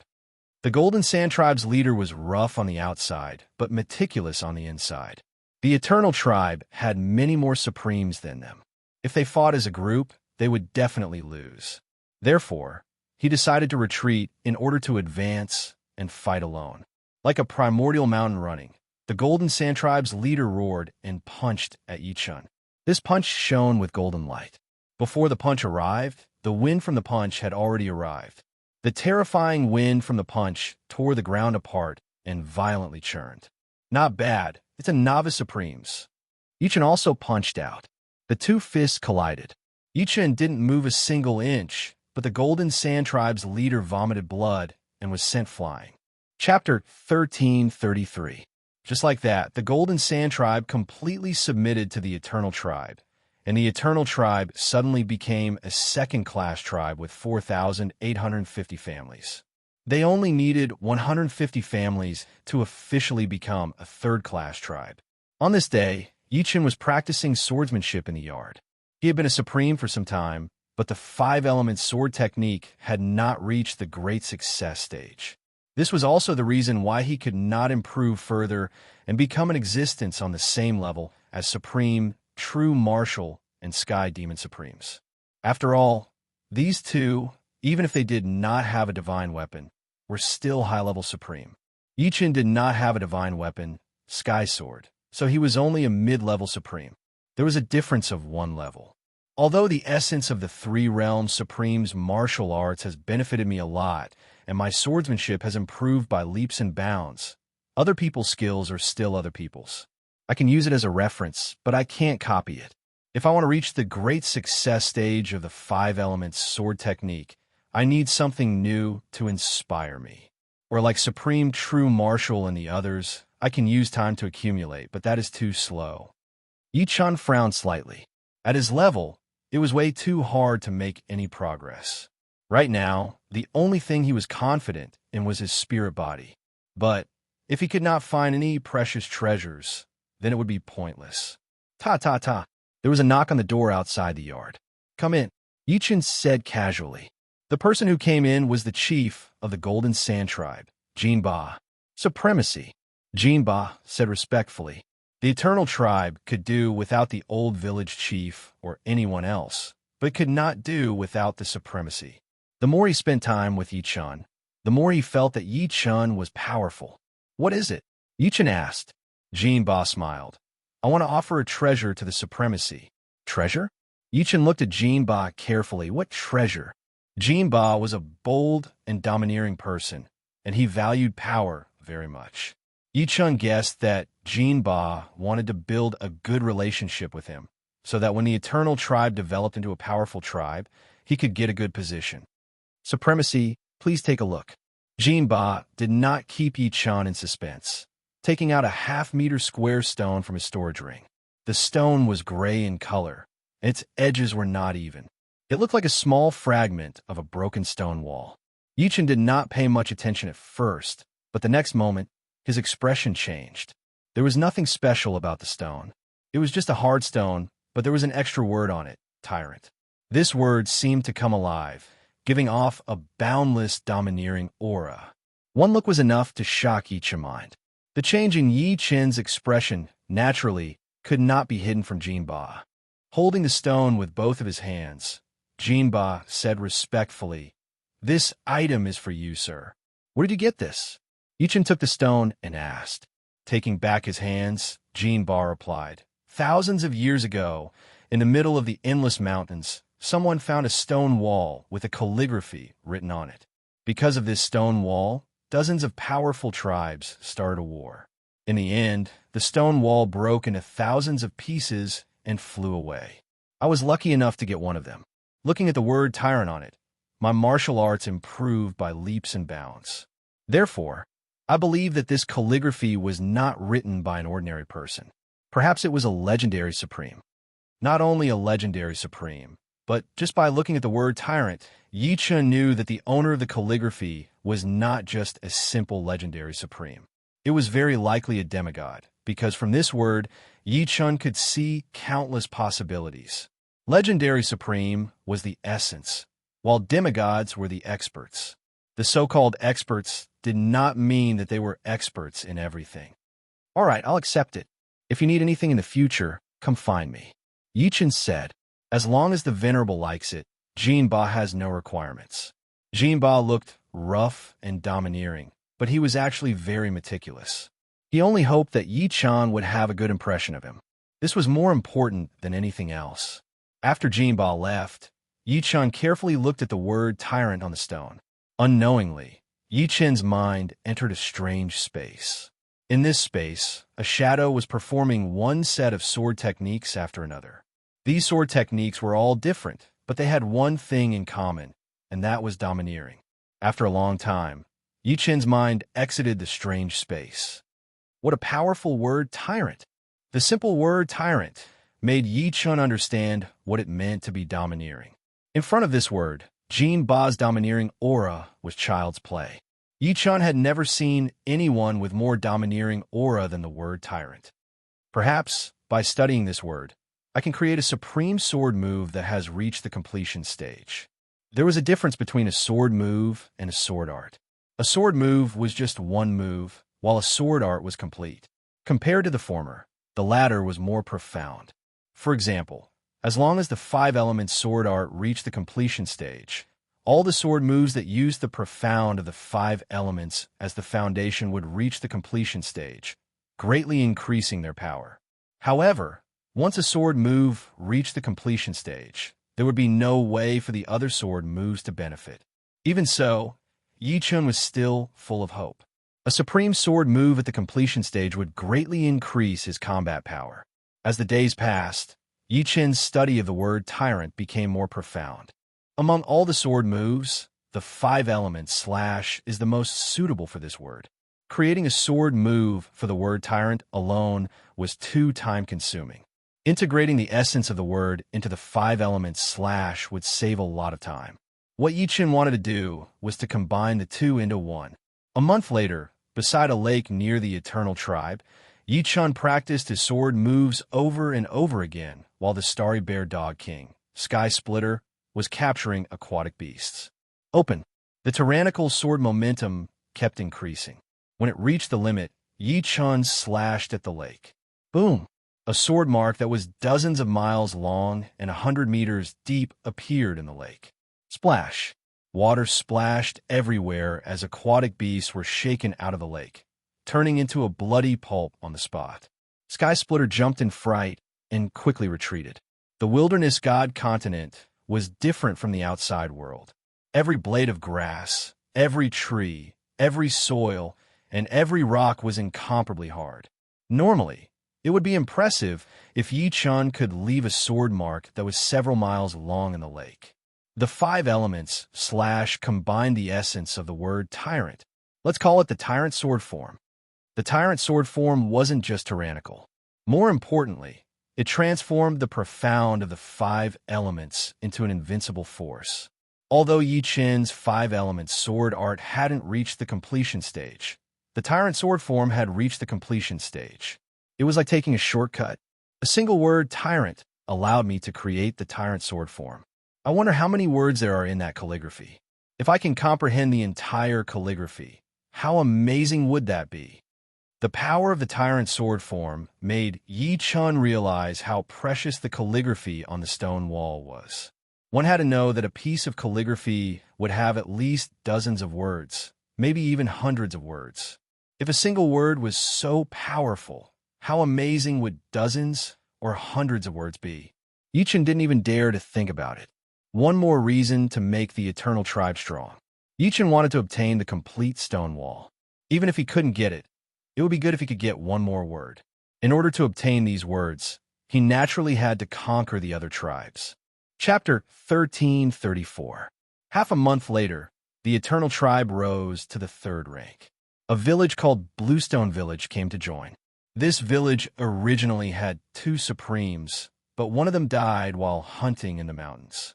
The remaining Supremes felt that the village would be hard to maintain, so he led the villagers to join the Eternal Tribe. At least, they wouldn't have to worry about meat anymore. During this period of time, many scouts from other tribes discovered the Eternal Tribe.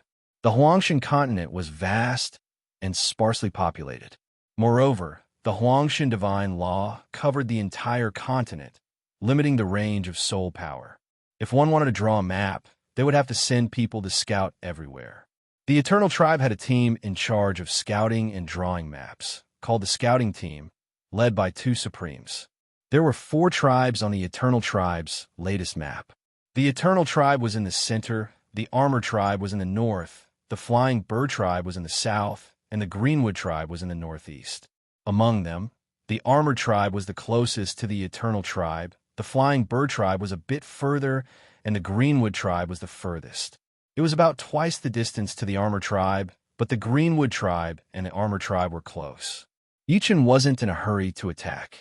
Taking down these tribes would be a piece of cake for him, so there was no need to rush. Recently, he had been comprehending the martial intent in the tyrant character. This was the martial intent of a demigod, which had reached the 9th step. His destruction sword intent and immortal sword intent were both at the peak of the 8th step, only a step away from the 9th step. Perhaps he would be able to find a path to the 9th step. In the sky, A nimble figure was hurrying at an unimaginable speed. Comprehending the line character actually increased my speed so much. I heard Dad say that the one who wrote this was a demigod. Seems like it's true. Passing by a mountain peak, the nimble figure landed. It was a beautiful woman in her 20s. Her eyes were big, and she seemed to be the unruly type. She didn't fear anything in the world, but judging from her aura, she was at the level of a super supremes. There was even a hint of nobility that seemed to look down on the world. This was the temperament of a person with a high position. After so many days, let's take a rest first. The woman took out an exquisite and beautiful courtyard from her storage ring. The courtyard landed with a faint radiance, and the woman entered. A night boom. A loud sound rang out, and the woman walked out of the house. She looked at the dizzy, supreme-level vicious beasts outside and couldn't help but smile. My father personally laid out 18 layers of arrays in this courtyard. Each layer of array can defend against a legendary supreme level's attack for a very long time. To completely break through these 18 layers of arrays, an ordinary legendary supreme level expert would need at least 1 or 2 months of continuous attacks. If someone heard the woman's words, they would definitely be dumbfounded. 18 layers of array formations? Each layer could defend against a legendary supreme's attack for a long time. Could it be that the girl's father was a legendary supreme being, one that was proficient in array formations, or was he a mid-level or even high-level legendary supreme being? Forget it. I was woken up by the noise. Let me comprehend the word break first. Taking out a stone with the word break on it, the woman's mind entered the strange space. The next day, the courtyard, and in the courtyard. A 5th-rank tribe is too powerful. I'm definitely not a match for it. There are at least 600 to 700 supreme beings inside, and there are probably quite a number of super supreme beings. Rank 4 tribes have 200 to 300 supremes. My defense is not that high. It's too risky. Let's play it safe. I'll just take down a rank 3 tribe. Once I have my own force, I'll upgrade it to rank 4 or even rank 5. Every time she passed a tribe, the woman would murmur. By the time the tribe's experts caught up, she would be long gone. On this day, the woman arrived at the Iron Armor tribe. This is the tribe. She took out her crescent blade and yelled, "Who's the leader? Come out and surrender. This tribe is mine." As she spoke, she slashed at the Iron Armor tribe. The invincible saber chi broke through dozens of layers of formations like a hot knife through butter, almost destroying the Iron Armor tribe's formation completely. The leader and other supremes who were about to come out felt their scalps go numb. Where did this little fiend come from? She broke through so many layers of arrays with one blade strike. She's at least a high-level super supremes. Iron River, Iron Mountain, you two come with me. The leader of the Iron Armor tribe was a black-robed old man. Following him were 2 muscular men. All 3 of them had the aura of a super supremes. You're not going to surrender? That's fine. I've been bored to death. The woman was eager to try. The leader of the Iron Armor tribe, Taiyu, took a deep breath and yelled, "I'm the leader of the Iron Armor tribe. If you know what's good for you, leave now. Otherwise, you'll have to bear the consequences." Although the other party was a high-level supremes, Taiyu himself was a mid-level supremes. Together with the 2 low-level supremes, they still had a chance. So much nonsense. Watch my blade. The woman slashed at Taiyu. The dark green blade light was fast and swift. So fast, Taiyu hurriedly raised the shield in his hand. This shield was a supreme weapon that could be used for both defense and offense. With a clang, sparks flew in all directions. Taiyu staggered back dozens of steps and almost fell. "Let's go together." Taiyu roared. Rows of saw teeth appeared on the edge of the shield. Holding the shield, Taiyu charged at the woman. Facing the 3's attacks, the woman moved her feet and disappeared without a trace. When she reappeared, she was behind Taishan. With a sweep of the back of her blade, Taishan was sent flying while vomiting blood. Taiyu was also confused by the woman's elusive movements. In a moment of carelessness, his chin was hit by the hilt of the blade. What kind of movement speed is this? How could Taiyu not see that the woman's movement speed was extremely fast? When the opponent's speed reached a certain level, No matter how strong one was, it would be useless unless one's defense was very high. Still not surrendering? Do you really want me to fight seriously? The woman raised her crescent blade and shouted at Taiyu. Taiyu's expression changed several times. In the end, he had to face reality. It was obvious that the opponent was not serious. Once she did, the consequences would be unpredictable. Although the Iron Armor tribe had many supremes, most of them were ordinary supremes. If they fought to the death, the Iron Armor tribe might be able to repel the opponent, but the tribe's losses would not be small. In the future, it would be very difficult to contend against the other third-rank tribes. Rather than that, it was better to surrender. There was a big difference between surrendering to a person and surrendering to a tribe. Surrendering to the latter, one's status would be much lower. Seeing the other surrender, the woman nodded with a look of teaching. Don't worry, I won't steal your position. As long as you give me the title of supremacy, I can help you raise the Iron Armor tribe to 4th or even 5th rank. Iron Armor tribe's main hall. Taiyu took out a map and said to the woman, Supremacy. There are 3 tribes around the Iron Armor tribe. Greenwood tribe, Eternal tribe, and Blood-drinking tribe. Among them, Greenwood tribe is the lowest, a 2nd-rank tribe. Eternal tribe is 3rd rank, and Blood-drinking tribe is also 3rd rank. Then we'll start with Greenwood tribe, then conquer Eternal tribe and Blood-drinking tribe. The woman glanced at the map and said, Supremacy. The Iron Armor tribe's main force has set off for Greenwood tribe. A scout from the Eternal tribe reported. So fast. Is he not afraid of us attacking him? Yichen revealed a pensive expression. In fact, he alone could conquer a 3rd-rank tribe, and even a 4th-rank tribe might not be able to stop him. Let's first conquer the Flying Bird tribe. Facing such a situation, the Eternal tribe had to be prepared just in case. Chapter 1335. Just like the Eternal tribe, the Flying Bird tribe only had 2 supremes, 1 mid-level and 1 low-level supremes. They were the chief and great elder of the Flying Bird tribe. Report, the Eternal tribe is attacking. A scout rushed into the main hall of the Flying Bird tribe. They're finally attacking. Everyone, get ready to defend against the Eternal tribe. Today, either we conquer the Eternal tribe, or the Eternal tribe conquers us. The chief of the Flying Bird tribe was a middle-aged woman with a charming appearance. Good timing. After conquering the Eternal tribe, our Flying Bird tribe will become a level 4 tribe. The great elder of the Flying Bird tribe laughed. Not far from the Flying Bird tribe, the Eternal tribe's combatants, led by Yi Chun and the village chief, flew toward the Flying Bird tribe. Soon, they stopped near the Flying Bird tribe. Your Eternal tribe is really daring. You just become a level 3 tribe, and you already dare to attack my Flying Bird tribe. You really don't know the immensity of heaven and earth. The great elder of the Flying Bird tribe shouted. Jinba replied, If it wasn't for the benevolence of our venerable, your Flying Bird tribe would have been long gone. Hurry up and surrender. Don't waste our venerable's time. Arrogant. Get your venerable to come out. I, Takada, will fight him. The great elder of the Flying Bird tribe was called Takada. You think you're worthy? I, Jinba, will fight you. Jinba's figure flashed and appeared in the open space in front of him. There were all kinds of battles between tribes. Some were invitations, some were group battles, and some were between chiefs.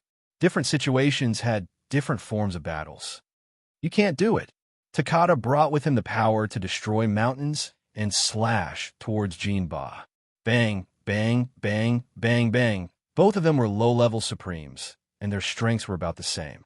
After 500 rounds of fierce battle, Jinba eventually won, sending Takada flying with a punch. Of course, it was difficult to injure the other at the same level, let alone kill him. Takada wiped the blood from the corner of his mouth, wanting to fight again. Takada, that's enough. Jinba, stand down. At this moment, the chief of the Flying Bird tribe and Yi Chun spoke at the same time. Takada reluctantly retreated. Jinba grinned and returned to the Eternal tribe camp. I'm the venerable of the Eternal tribe, Yi Chun. If you can block one of my punches, the Eternal tribe will retreat immediately.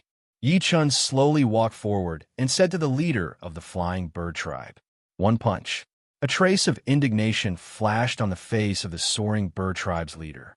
She was a mid-level super sovereign, and even a high-level super sovereign wouldn't dare to say that they could defeat her in a single punch. She really didn't know if the other party was arrogant or ignorant. Chief of the Flying Bird Tribe, Gao Yu, please enlighten me. Gao Yu silently took a few steps forward. It was these few steps that caused Jean Ba's expression to change drastically. The village chief and the rest were puzzled. Gao Yu's few steps were as though hundreds or thousands of people were stacked on top of each other. Before the other party's feet touched the ground, it was impossible to predict how the other party would move or where they would eventually appear. In short, there were countless possibilities in these few steps. An ordinary mid-level super sovereign would probably lose to her in one move. Of course, it was only defeat and not death. It was impossible to kill someone at the same level. If one could kill someone at the same level, then they wouldn't be on the same level anymore. What a mysterious movement technique. Yi-Chun narrowed his eyes and nodded slightly. Are you done? Asked Yi-Chun with his hands behind his back. I've been done for a long time. Gao Yu was also sizing up Yi-Chun. She could see that Yi-Chun's aura was deep and unfathomable, but she was still very confident in blocking one punch. In that case, be careful. Yi-Chun took out his right hand and clenched it into a fist. Take my punch. Without moving his body, Yi-Chun's right fist swung out. In the next moment, layers of fist energy enveloped Gao Yu like a celestial maiden scattering flowers. The speed was fast and tricky. Gao Yu's eyes were solemn. Her body quickly shuttled back and forth. As she shuttled back and forth, countless of her appeared in the void. On each of her, there was a shadow of a bird. These bird shadows brought Gao Yu to dodge the fist energy at unimaginable angles. Seeing that all the fist energy was about to hit nothing, a smile appeared on the corner of Yi-Chun's mouth. Suddenly, all the fist energy turned into one and landed on one of Gao Yu's body. Puff! Gao Yu spat out a mouthful of blood and flew out. This was her real body. How did you see through it? Gao Yu asked with a face full of disbelief. Your transformation is too simple for me, and my fist technique is the mortal world killing fist of the three realms. Other than not having such dense killing intent and power, it is no different from the mortal world killing fist. Yi-Chun said the last sentence in his heart. I'm impressed. From today onwards, there will be no flying bird tribe, Gao Yu said bitterly. Leader, Gao Tian was anxious. Gao Yu waved her hand. The difference is obvious. Can't you see it? The conquest of the flying bird tribe went smoothly. After keeping the flying bird tribe's houses, everyone gathered together and returned to the eternal tribe. The flying bird tribe had a total of 6,500 households. Together with the eternal tribe's 5,000 households, there were a total of 11,500 households. The eternal tribe had officially become a fourth-ranked tribe. Compared to the change in population, the increase in supremes greatly increased the eternal tribe's strength. The flying bird tribe had 75 supremes, while the eternal tribe had 70. Adding up to 145, there were 4 super supremes, 31 powerful supremes, and 110 ordinary supremes. With so many supremes in the outside world, it would definitely be an unparalleled force. Unfortunately, the wilderness god continent was enveloped by the wilderness god's laws. The people of the wilderness race would never be able to leave the wilderness god continent. Even outsiders would find it extremely difficult to leave. Yi-Chun guessed that the reason the wilderness god continent could produce so many supremes was probably related to the wilderness god's laws. After all, it went against common sense. No one knew the meaning of the wilderness god continent's existence.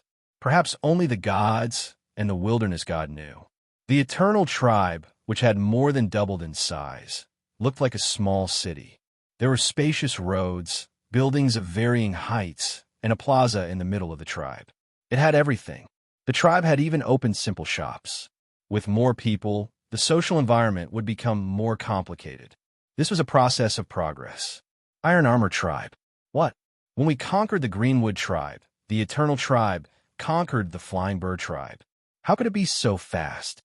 Upon hearing the scout's report, The Iron Armor tribe's leader, Taiyu, widened his eyes. The scout lowered his head and said, "It's absolutely true. I also saw the Flying Bird tribe's leader, Gao Yu. Hee, looks like the Eternal tribe isn't simple.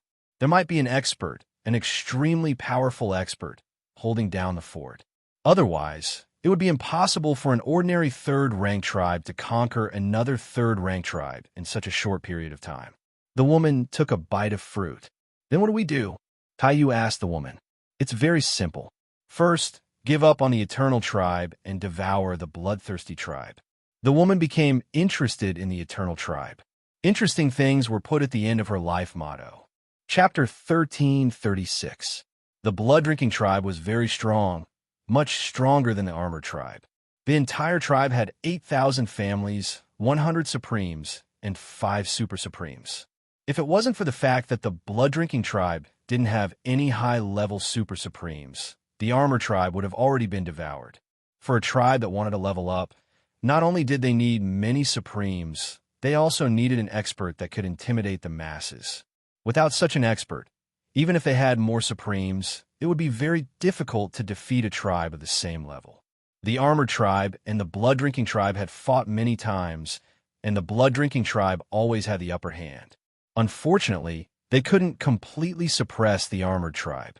The Greenwood tribe lived near the two great tribes and was lucky enough to survive. After all, the two great tribes didn't dare to act rashly. Otherwise, if their nest was destroyed, it would be a big problem. This balance was broken until the mysterious woman came.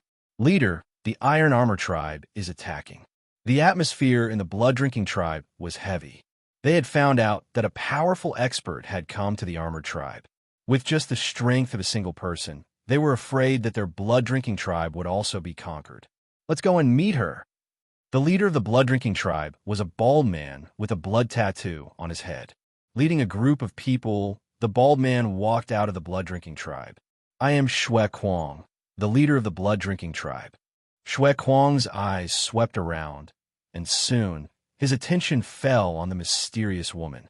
The woman smiled and said, "You should be unwilling to surrender directly. How about this?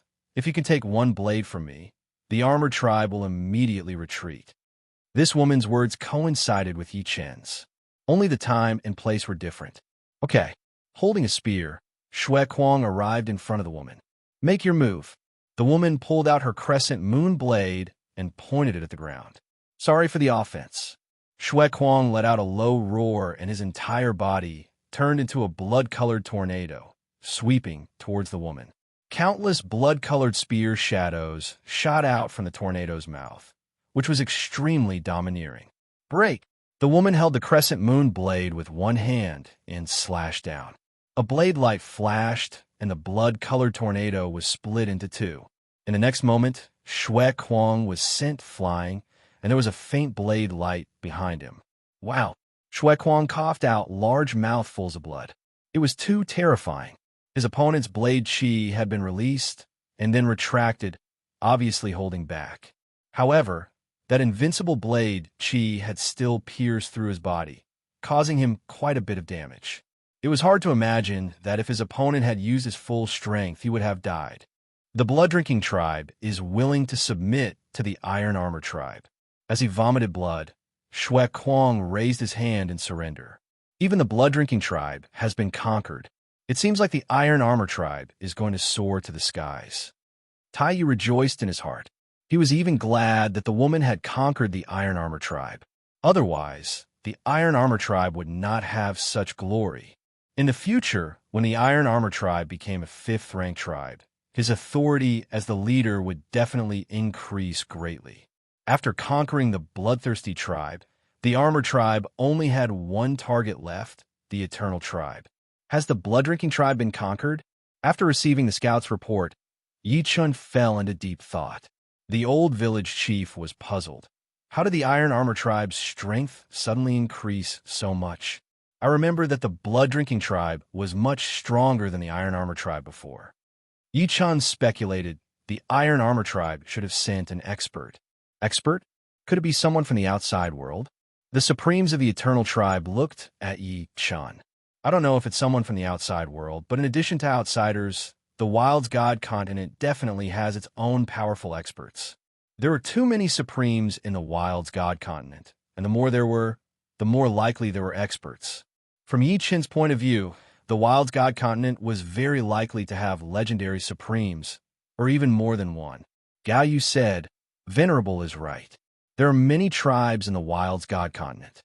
Generally, a 5th-rank tribe has a high-level Supremes, a 6th-rank tribe has a peak Supremes or quasi-legend Supremes, a 7th-rank tribe has a legendary Supremes, and an 8th-rank tribe is said to be the peak of the Wild's God continent. There are basically no 9th-rank tribes. Once they appear, they will be defeated by the alliance of many 8th-rank tribes. After all, Gao Yu was once the leader of a 3rd-rank tribe, so she knew more than others. We'll deal with it when it comes. When the Iron Armor tribe attacks, we'll know what kind of expert it is." Yi Qin was also very curious about this mysterious expert. What would come? 3 days later, the Iron Armor tribe attacked. Yi Qin and the mysterious woman noticed each other at a glance. The two really stood out too much. "You're the expert of the Eternal tribe? The expert of the Iron Armor tribe should be you." The two spoke one after the other. "Hee. It seems that you're a strong opponent. I wonder if you can block my saber technique?" The woman was very confident in her saber technique. "We'll know after we try." Yi Qin pulled out the Heavenly Sword. The Heavenly Sword was a sacred artifact. Even if its source was damaged, it was still not something a Supreme's weapon could compare to. A sacred artifact. The woman determined the grade of the Heavenly Sword at a glance. On the Wild's God continent, sacred artifacts were usually in the hands of legendary Supremes. Her father was the leader of the Unfalling Eagle tribe, and he had a sacred artifact, Sky Hammer. Every sacred artifact had a powerful characteristic. The Sky Hammer's characteristic was destruction. He didn't know what the sacred artifact in his opponent's hand had. Fortunately, my Blue Moon Saber is also a sacred artifact and has an armor-piercing characteristic. Destruction and armor-piercing couldn't be lumped together. Destruction was pure destruction, while armor-piercing was about gathering power to attack. Obviously, destruction was much stronger. Whoosh. The woman moved very fast, much faster than Yi Qin. If it wasn't for the Netherworld's sacred eye, Yi Qin wouldn't even be able to see the woman's trajectory. When she reappeared, the woman was behind Yi Qin and slashed at him. As if he had eyes on the back of his head, Yi Qin turned around and blocked the woman's slash with his sword. Rumble. A huge crater appeared on the ground, as if a meteorite had crashed into it. The shockwave radiated, and many people fell on their butts. What a powerful might. The two of them aren't high-level Supreme beings, but peak Supreme beings. Shui Kuang and Tai Yu could see it. On the Eternal tribe's side, Gao Yu also saw it. The woman had conquered the Iron Armor tribe and the Blood-Drinking tribe before, but she hadn't used her true strength. For her, a little bit of power was enough to conquer them. Unlimited power condensation. Yi Qin's right hand was numb, and his eyes were solemn. The Crescent Moon Saber in the woman's hand was clearly a sacred artifact. Different from the light power of the Heavenly Sword, the Crescent Moon Saber carried the armor-piercing power. The light power was illusory, while the armor-piercing power was a real attack. Of course, it didn't mean that the light power was weaker than the armor-piercing power. The first move was just a test. The sword energy directly transmitted to my right arm. The woman didn't feel good either. The power contained in the opponent's sacred artifact was just and honorable. It was difficult to completely exclude it. Chapter 1337. Revolving Blade Wheel. Seeing that her speed couldn't confuse Yi Qin, the woman leaped into the air and spun her body. A spiraling blue blade light swept towards Yi Qin. The blade light went from bottom to top, and its speed kept increasing. So did the power of the blade. In addition, it covered a huge area. It could be said to be a powerful killing move. Yi Qin took a few steps back and swung his Heaven Sword. Space-time sword art, Death Cleave. The interweaving sword net covered a wider area than the spiraling blade light. Under Yi Qin's intentional control, the sword net was shrinking as if he was fishing. Clang, clang, clang, clang, clang. The sky was filled with sparks as the sword net covered the spiraling blade light. The spiraling blade light rampaged, trying to tear the sword net apart. The blade and sword clashed millions of times. It seemed to be a long time, but it was just a moment. After a moment, the sword net was shattered, and the spiraling blade light vanished. Sword burial art. A figure passed through the dissipating sword net and blade light and stabbed the woman. The woman retreated quickly. Her speed was even faster than Yi Chen's attack. But soon, she found that her speed was getting slower. A condensed spacetime power had enveloped her. Unlucky. Ever since she understood the secret of the word attainment, the woman had always been successful. But there were exceptions. For example, when she met an expert who was proficient in spacetime, her speed was useless. Moment of youth. The woman didn't retreat anymore. She stabbed the blue moon blade into the ground. The next moment, the blade light burst out like flower petals, wrapping the woman up like a flower bud. Yi Chen's sword burial art stabbed on it, but it was like a clay ox entering the sea. Not good. His strong intuition told Yi Chen that the woman wasn't done with this move. As expected, when Yi Chen's strength was exhausted, the flower bud bloomed, and the blade light burst out.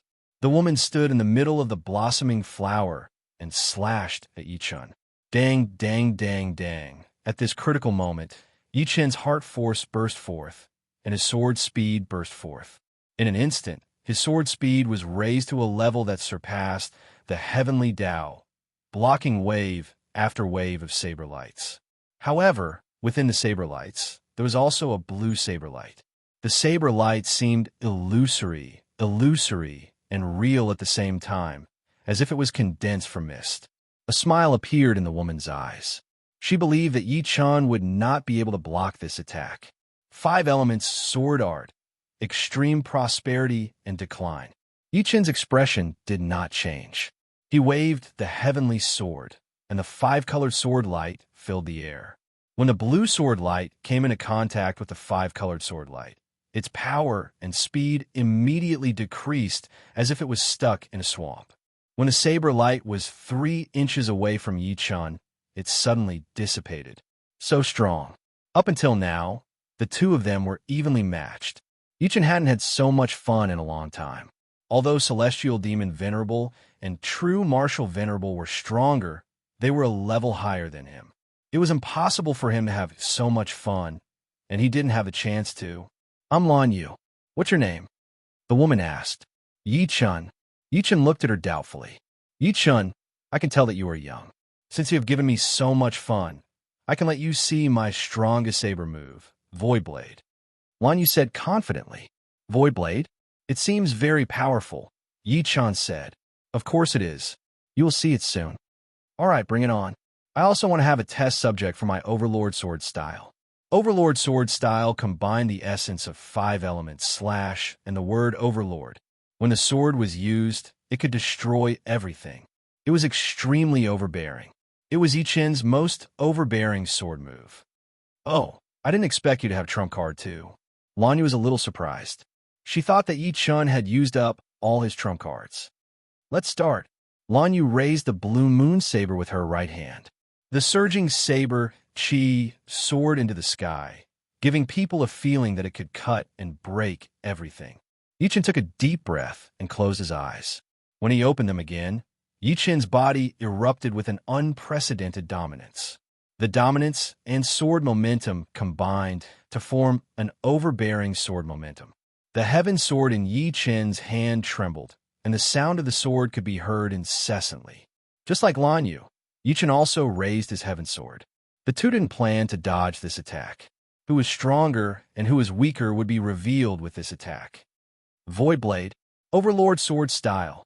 The two waved their sabers and swords at the same time. The blue saber chi crisscrossed, and the black sword chi violently swept. Before the two came into contact, the ground in the center had already cracked.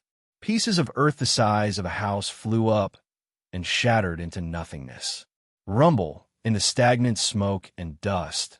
The saber chi and the sword chi collided, and a blue-black mass of air suddenly formed. Then, The mass of air spread at an unimaginable speed, and in an instant, it covered a radius of dozens of miles. Except for the woman and Yi Chun, everyone else was floating in the air, and they couldn't control it all. Boom! An earth-shattering sound broke out, and everyone was sent flying while vomiting blood. Their faces were aghast. How can it be so terrifying? Even a quasi-legendary sovereign is only SOSO.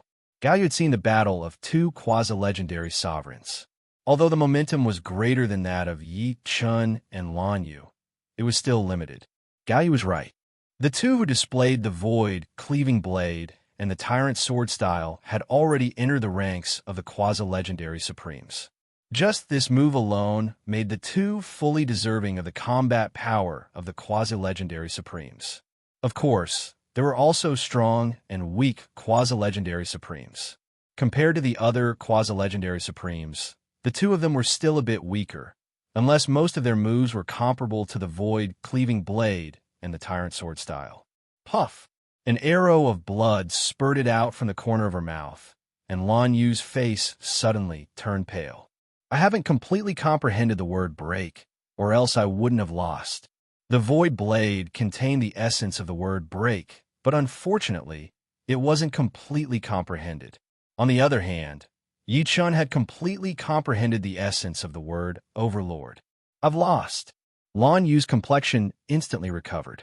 She had lost this move, but it wasn't to the extent of causing her to be seriously injured. She had only consumed a bit of Yuan Qi and inextinguishable energy.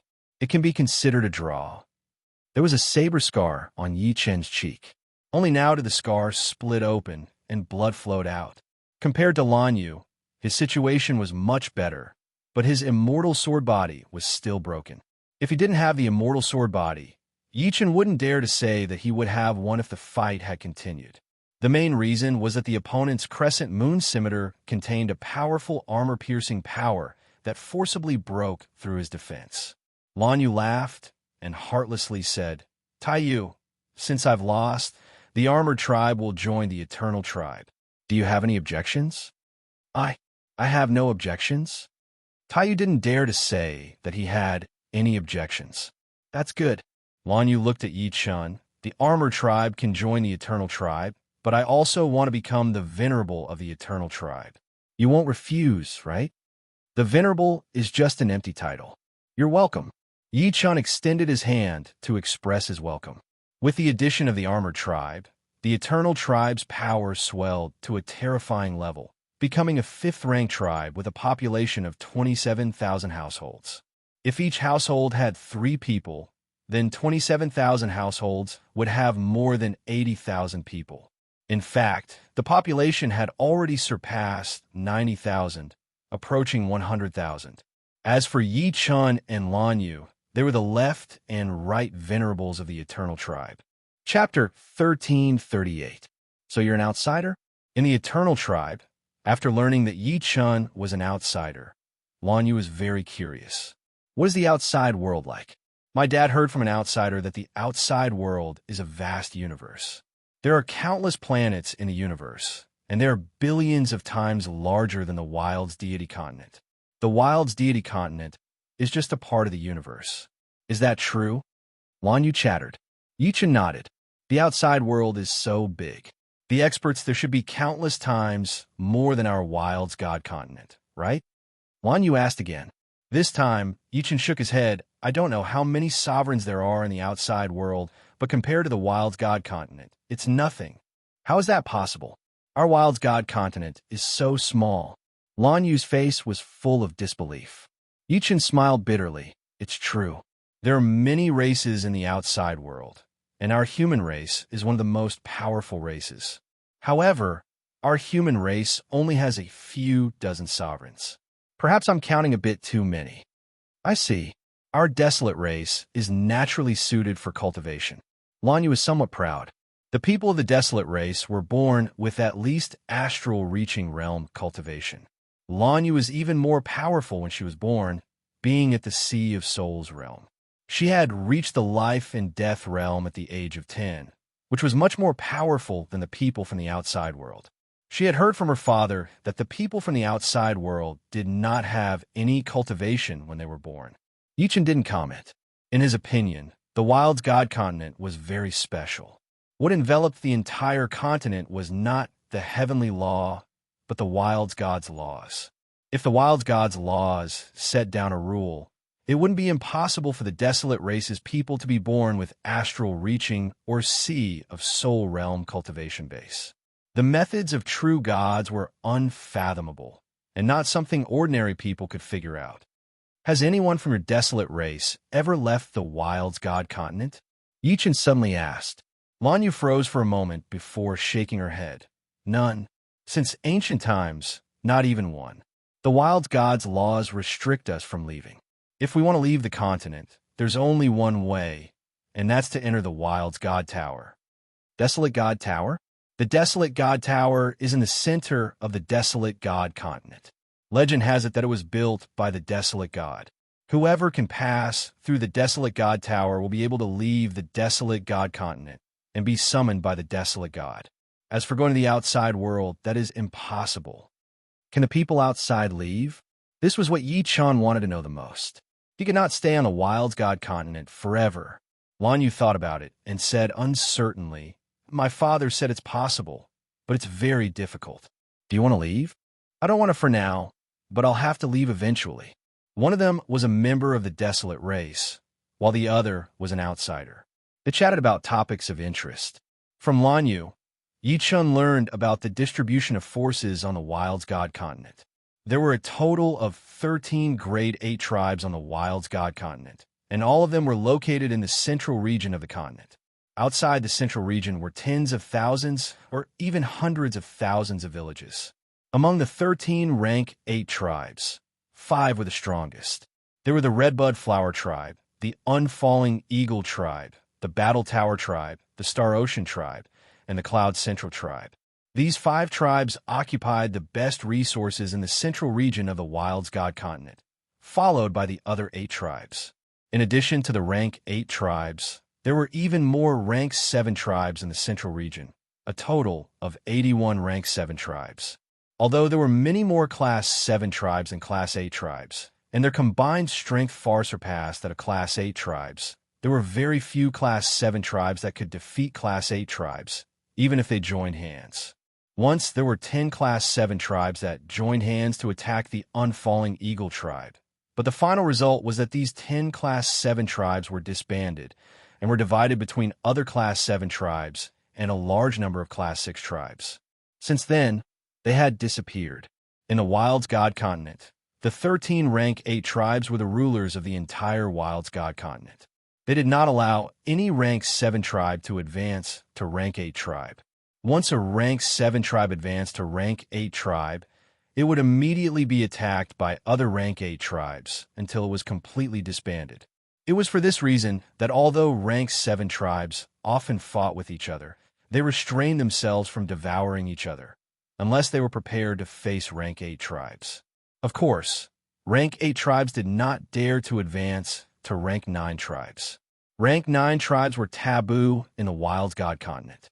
If they appeared, not only would they be attacked by rank 8 tribes, but even rank 7 tribes would also attack them. This strange rule kept the center of the Wild's God continent in a delicate balance. Let me tell you, the leaders of the 13 rank 8 tribes all have powerful sacred weapons. Among them, the leaders of the 5 rank 8 tribes have the most powerful sacred weapons.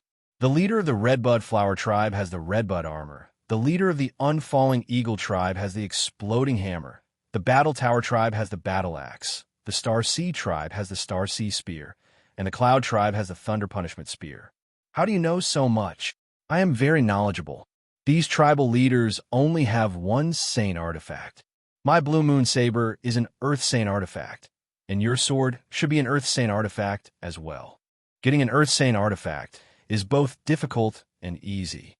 As long as you have a 3rd grade Supreme artifact and a piece of Divine Stone, you might be able to make an Earth Saint artifact. As for Sky Saint artifacts, they are extremely rare. There are no more than 5 Sky Saint artifacts in the entire Wild's God continent, and they are all in the hands of the leaders of the 5 rank 8 tribes. Earth's sacred weapon? Sky's sacred weapon? This was the first time Yi Chun had heard of it. It seems that you still don't understand what an Earth's sacred weapon and Sky's sacred weapon are.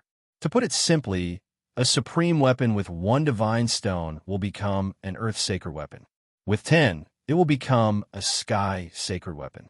Of course, with 9 divine stones, it will also become an Earth sacred weapon, but it will be at the peak of the Earth sacred weapon. Your Blue Moon Saber has several divine stones. Hee, my Blue Moon Saber has 4 divine stones, but your sacred weapon is not bad either. Can a rank 5 supreme weapon have 10 divine stones and not collapse? Not necessarily. I don't know the specific details. If I knew, I would be a legendary supreme. Aya, why do you have so many questions? I thought you outsiders knew more than us. Hearing this, Yi Chun twitched his mouth. There were countless supremes on the Wild's God continent, and sacred weapons were definitely not rare. How could the outside world compare to them? Just thinking about it made him angry. If people like Sky Demon Sovereign and True Martial Sovereign came to the Wild's God continent, they would probably feel unhappy. Do you have any words left behind by a demigod? Lan Yu suddenly asked Yi Chun a question. She had 2 words of her own. One was attainment, and the other was destruction. Yi Chun's Overlord sword style made her think that he might have some. The reason why she asked this question directly was that she was not afraid that Yi Chun would guess that she had some words and wanted to snatch them. Even if she could not defeat Yi Chun, she could still leave. Chapter 1339. Yes, you have it too? Yi Chun asked Lan Yu in reply. I have the word break. What word do you have?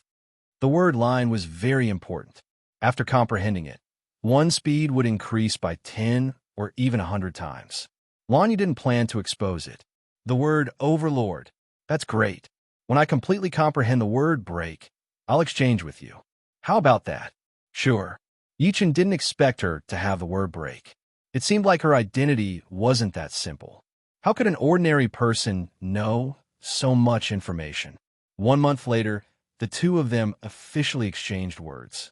The word break, as the name suggested, contained the essence of breaking through everything. After comprehending it, Yi Chun's sword moves would be more threatening and destructive. This time, Yi Chun planned to merge the essence of the word break with the sword burial art.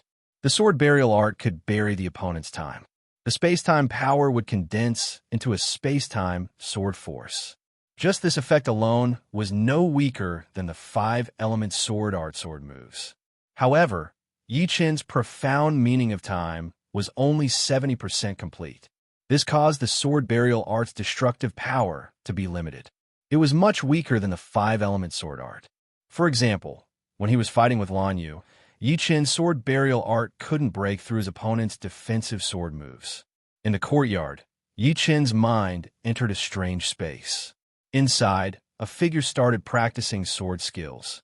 Every swing of the sword gave people a feeling that it could break through everything.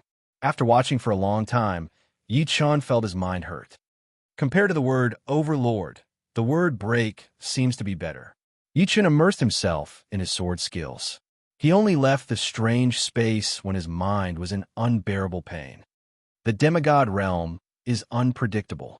Just one word is so magical. I wonder what the other words are. Yi Chun was even more curious about the other words. Compared to Yi Chun, Lan Yu's comprehensive ability was obviously weaker.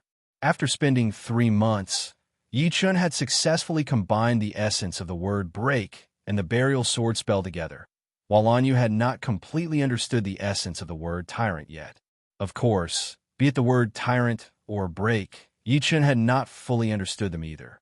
What the demigod had left behind was a piece of calligraphy. Only when all the words were combined together would it be considered calligraphy. Comparing one word to another would be like comparing a firefly to the sun and moon.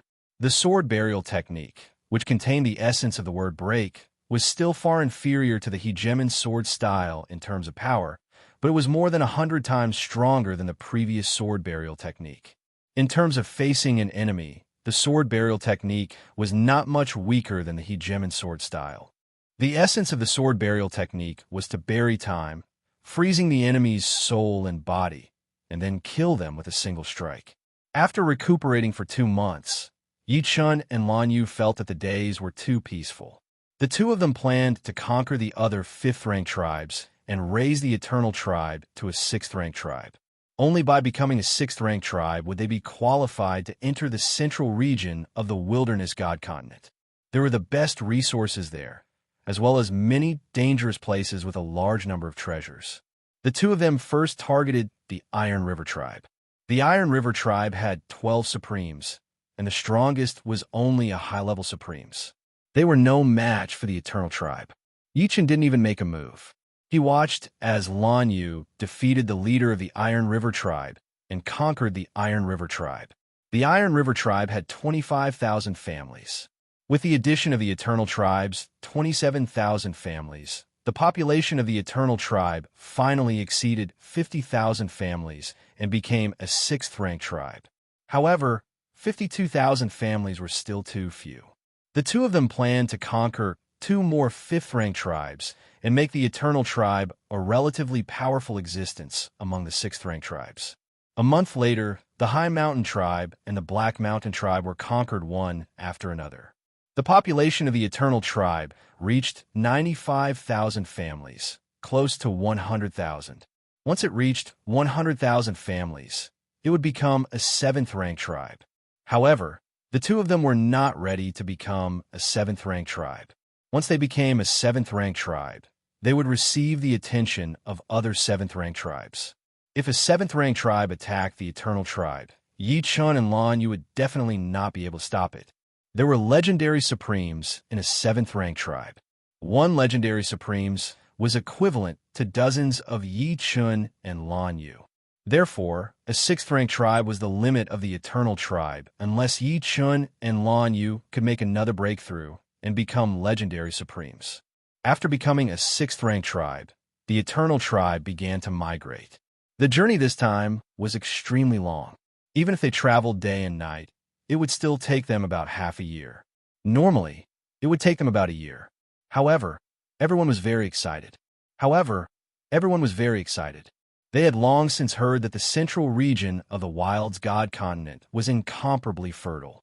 It was like a national capital, and although there would often be wars between tribes, they could still move about and communicate with each other. They could even do business with each other's tribes. Every tribe was like a city, and they weren't sealed off. In the pitch-black night, a tribe appeared in the barren mountains. There were countless bonfires in the tribe, and everyone was roasting meat and eating dinner. After eating some barbecued meat, Yi Chun returned to his courtyard. After conquering 3 5th-rank tribes, Yi Chun received an unexpected surprise. In the storage ring of the leader of the Black Mountain Tribe, there was a fantasy character. After discussing it with Lan Yu, she agreed to let Yi Chun keep it. However, if she wanted to see it, Yi Chun couldn't refuse. As his mind entered the strange space of the character, Yi Chun saw a figure practicing a dreamlike sword art. This sword art even made Yi Chun hallucinate. Yi Chun, who had almost lost himself in the sword art, turned pale with fright. His omniscient nature had enough changes, and this fantasy character sword art had even more changes. It was to the extent that one's mind couldn't deduce what was real. Mortal world-killing fist turns complicated into simple, and the fantasy character sword art makes people hallucinate. It's just as frightening. As the days passed, Yi Chun gained some understanding of the character's essence and began to try merging it into omniscient nature. He believed that once he merged it, it would become one of the most frightening supreme sword arts. Even the tyrant sword style would be inferior to it. In the blink of an eye, half a year had passed, and they were getting closer and closer to the center of the Wild God Continent. On this day, Yi Chun finally merged the character's essence into his omniscient nature. As soon as he threw out a sword attack, a dreamy sword light spread out like a bubble. As long as one entered the sword light bubble, they would be affected by the illusion. The most frightening thing was that it was not a soul illusion, but a deeper illusion. Therefore, no matter how powerful one's soul was, one would not be able to break through it. Only with a powerful heart power could one escape from the illusion. Let's call it the illusion sword style.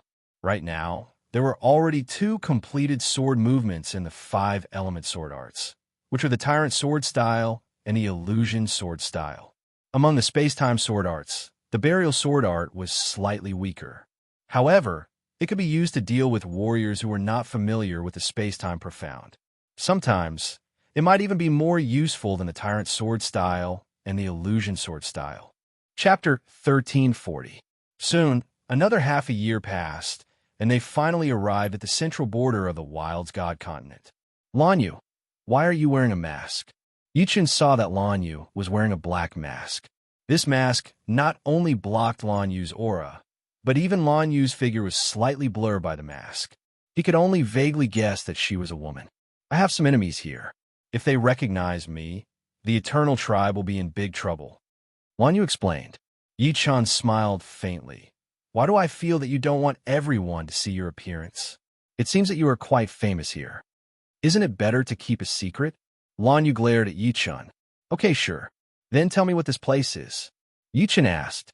Lanyu looked around and said, this should be the Sheen Plain in the central part of the Wild's God continent. There's only one level 7 tribe in the Sheen Plain, and the rest are all level 6 tribes. As long as you are careful and don't be too arrogant here, you should not be targeted by a level 7 tribe. A level 7 tribe had a legendary supremacy. Whether it was a legendary supremacy relying on a divine artifact or a legendary supremacy themselves, it was equally terrifying. The former had powerful attacks, while the latter had no shortcomings. Of course, if the latter also had a divine artifact, it would be even more terrifying. In short, the Eternal Tribe could not afford to provoke a level 7 tribe. Since they had just arrived, the Eternal Tribe naturally had to keep a low profile. They chose the border of the Sheen Plain. I'm done. Your illusory sword style is too abnormal. Outside the Eternal Tribe, Yichen and Lanyu had just finished exchanging pointers. Lanyu looked very depressed. Since joining the Eternal Tribe, she would spar with Yichen every once in a while. At first, Yichen only had the Overlord sword style, so she could still put up a fight. Later, she completely comprehended the word break and was evenly matched with Yichen. But recently, Yichen created another illusory sword style, which immediately suppressed her. Your illusory moonblade is also not bad. Yichen smiled. He had created the illusory sword style, and the opponent had also created the illusory moonblade. However, the opponent's illusory moonblade had not reached grand completion, and there was a big gap between it and the illusory sword style. Far from it. The word illusory is more difficult to comprehend than the word break and Overlord. It will take at least 2 or 3 years to reach grand completion. Before meeting Yichen, Lanyu was very confident in her comprehensive ability. But now, she finally understood what it meant by there would always be someone better than her. The Divine Fire Tribe was the only level 7 tribe in the Sheen Plain. As a level 7 tribe, they naturally occupied the best resources in the Sheen Plain. To the east of the Divine Fire Tribe was a vast sea of stars. There were countless treasures in the Sea of Stars, which was controlled by the level 8 tribe, Xinghai Tribe. To the north of the Divine Fire Tribe was a primeval forest with countless fierce beasts. If you were lucky, you might be able to hunt some tame, fierce beasts. To the south of the Divine Fire Tribe, which was the center of the Sheen Plain, there was a dangerous place called the Divine Fire Cave. The Divine Fire Cave was an underground world with many layers. Each layer contained a large number of fire attribute treasures, such as metals, elixirs, and even divine stones, and a large number of supreme weapons. The Divine Fire Cave was guarded by the experts of the Divine Fire Tribe. If you wanted to enter, you needed to pay a Divine Fire Supreme Order. The Divine Fire Supreme Order was a token refined by the Divine Fire Tribe. The only way to exchange for a token was with a supreme weapon. A level 1 supreme weapon could be exchanged for 2 Divine Fire Supreme Orders. A level 2 could be exchanged for 5. A level 3 could be exchanged for 10. A level 4 could be exchanged for 20, and a level 5 could be exchanged for 50. Many Supremes who entered the Divine Fire Cave made a fortune and obtained many treasures and supreme weapons. Of course, there were also many Supremes who never came out after entering. Their supreme weapons and wealth were naturally left in the Divine Fire Cave. In terms of danger index, the Divine Fire Cave belonged to 3 stars. 1 star corresponded to ordinary Supremes, 2 stars corresponded to powerful Supremes, and 3 stars corresponded to Super Supremes. This didn't mean that there was no danger for Super Supremes in the Divine Fire Cave, but it was relatively less dangerous, and the chances of coming out alive were very high. If one was unlucky, not to mention elementary Supremes, even quasi-legendary Supremes would be in danger. The Divine Fire Tribe was huge, and it was like a city. The outer perimeter was protected by tall city walls, and one could only enter through the city gates unless one wanted to break through the Divine Fire Tribe's formation. In the Divine Fire Tribe's northern city, there was a tall pagoda. This pagoda was called the Divine Fire Supreme Pagoda, and it was the place to exchange for the Divine Fire Supreme Medallion. On this day, Yi Chun and Lan Yu came to the Divine Fire Tribe to exchange for some Divine Fire Supreme Medallions. This broadsword is a second-grade Supreme weapon. It can be exchanged for 5 Divine Fire Supreme Medallions. The red-robed elder looked at the Supreme broadsword that Yi Chun took out and said, "All right, let's exchange." Yi Chun nodded. This Supreme broadsword was obtained by Yi Chun after he killed the Golden Sand Tribe's 3rd elder, Jin Ho. At the same time, he also obtained a Supreme armor. However, the Supreme armor was very useful, so he didn't plan to exchange for it. "This is your Divine Fire Supreme Medallion." The red-robed old man sheathed his great blade and handed over 5 fiery red tokens to Yi Chun. The workmanship of these tokens was exquisite, and they emitted a scorching aura. There was a fiery dragon pattern flowing on top of them. After leaving the Divine Fire Supreme Pagoda, Lan Yu said, "The Divine Fire Tribe has a Divine Fire restaurant. The meat and dishes there are very delicious. It's very famous in the central part of the continent. I'll treat you. You should have to pay, right?" Yi Chun asked. Lan Yu said, "Of course." Starting from his 6th-grade tribes started to coin their own currency. For example, the Divine Fire Tribe's currency is Divine Fire Coin, and below it is Fire Coin. This is used internally. If outsiders want to exchange for Divine Fire Coins, they can either use Yuan stones or treasures. Of course, they can also use Supreme weapons. In the Divine Fire Tribe, 1 million Yuan stones can be exchanged for 1 Divine Fire Coin. Although the Divine Fire Continent's Yuan Qi was rich, it still required Yuan stones to cultivate. However, under Life and Death Realm, Yuan stones were not very useful. Absorbing the Yuan Qi of the world was enough for them to maintain the fastest cultivation speed. A single meal in the Divine Fire restaurant cost Lan Yu more than 300 Divine Fire coins, which was equivalent to more than 300 million Yuan stones. The two had a supreme banquet, and the meat was all supreme beast meat. Needless to say, the taste was extremely good. At least, Yi Chun had never eaten such delicious meat. Unfortunately, it was too expensive. A single meal cost more than 300 million Yuan stones, and the meat on the table was only about 1% of the supreme beast meat. Most of the customers in the restaurant were from other tribes, so the business was very good. After eating and drinking to their heart's content, the two left the Divine Fire Tribe and rushed toward the Divine Fire Cave. In the distance, the two saw a beam of fiery red light shooting into the horizon. It was the entrance to the Divine Fire Cave. 1 Divine Fire Supreme token per person. Whoever dares to barge in will be killed without mercy. The ones guarding the entrance of the Divine Fire Cave were the experts of the Divine Fire Tribe. The leader had sharp eyes and was clearly a quasi-legendary sovereign expert. Behind him, there were 2 peak super sovereigns and 6 high-level super sovereigns.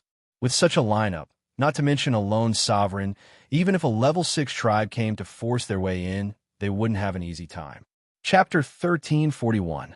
That's the Divine Fire Tribe's Raging Blaze Hall's Hall Master, Huobian. The Divine Fire Tribe has a total of 3 halls, namely the Raging Blaze Hall, Sacred Fire Hall, and Warfire Hall. Each hall's Hall Master is a quasi-legendary sovereign.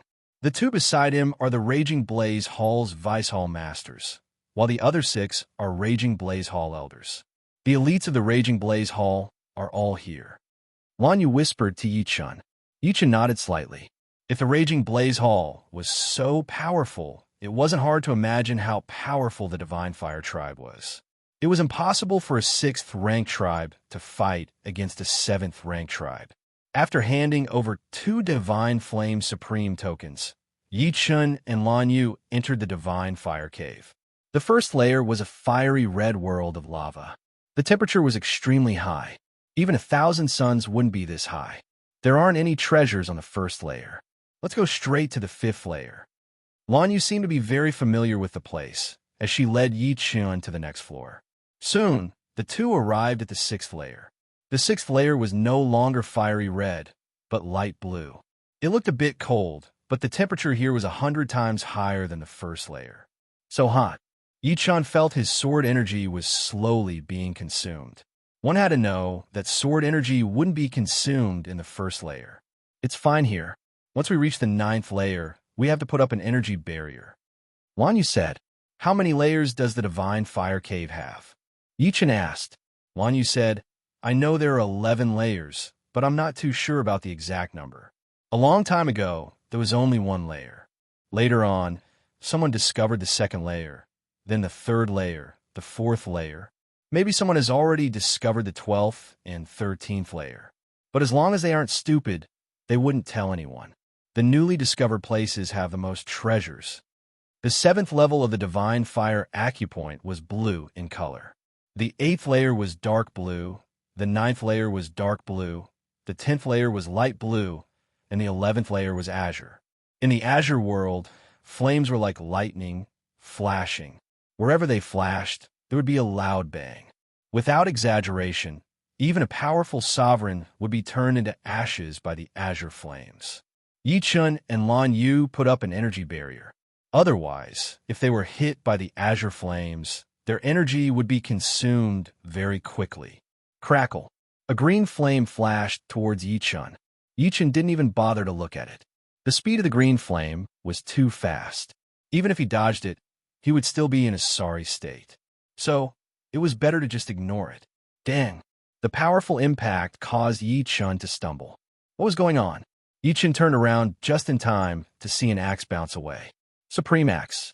Who would have thought that there would be a supreme axe wrapped within the green flames? The axe's entire body was scarlet red, and it was obvious that it had been burnt red. "You're quite lucky," Lan Yu teased. "Let's hope we have more luck." With regards to supreme weapons, Yichun held the attitude that the more, the better. There were quite a few honorable ones on the 11th floor. In just a short while, the two of them had already encountered 5 honorable ones. However, it was clear that all of them were very cautious and avoided them from afar. The 11th level of the Divine Fire Cave was extremely vast.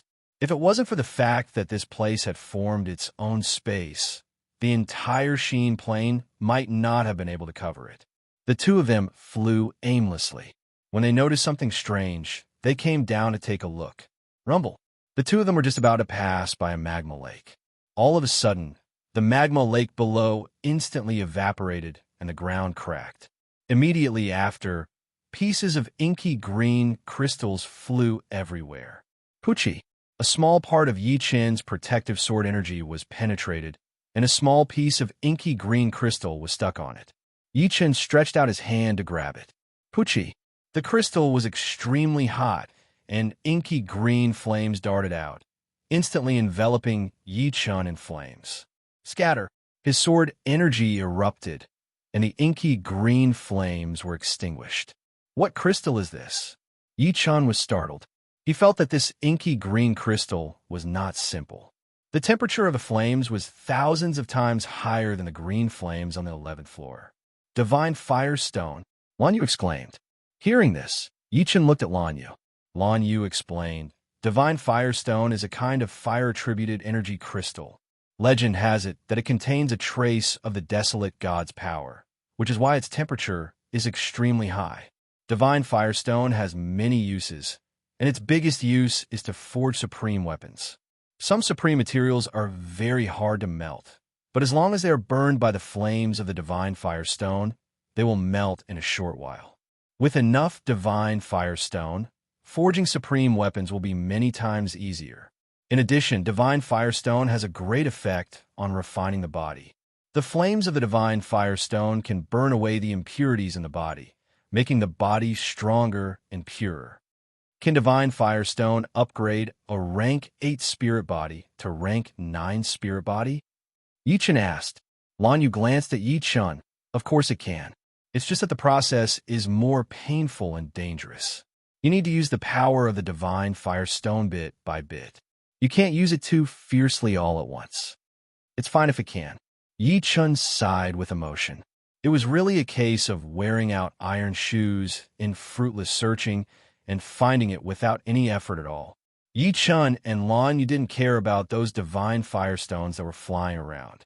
Their eyes were fixed on the crack below, where traces of dark green light were shining. Finally, the ground stopped trembling, and a sharp point emerged from the crack. The sharp point was inlaid with dense dark green divine firestones. Collect the divine firestones. You can't use any energy, or the energy in the divine firestone will explode. Its temperature isn't very high. Lan Yu said and removed the energy barrier. She walked to the side of the sharp point and began to collect the divine firestones. Yi-Chun also walked up to collect. As expected, after removing the protective sword energy, the temperature of the divine firestones wasn't high. Of course, this was only relative. 1 piece, 2 pieces, 3 pieces. Soon, Yi-Chun had collected over 100 divine firestones. As the two collected the divine firestones on the sharp point, there weren't many left. Divine firestones? Not far away, a beam of light flew over, and a brown-robed old man was wrapped in the light. Yi-Chun and Lan Yu tilted their heads and looked over. Not only did the two not slow down, but they also sped up. Stop! My divine firestones? The brown-robed old man's heart was bleeding. The most precious treasure in the divine fire cave was the divine firestones besides the divine stone. The divine stone depended on one's luck. Although the divine firestone wasn't as rare as the divine stone, it still required a lot of luck to obtain. Some people couldn't get a piece in their lifetime, while others might get one on their first visit.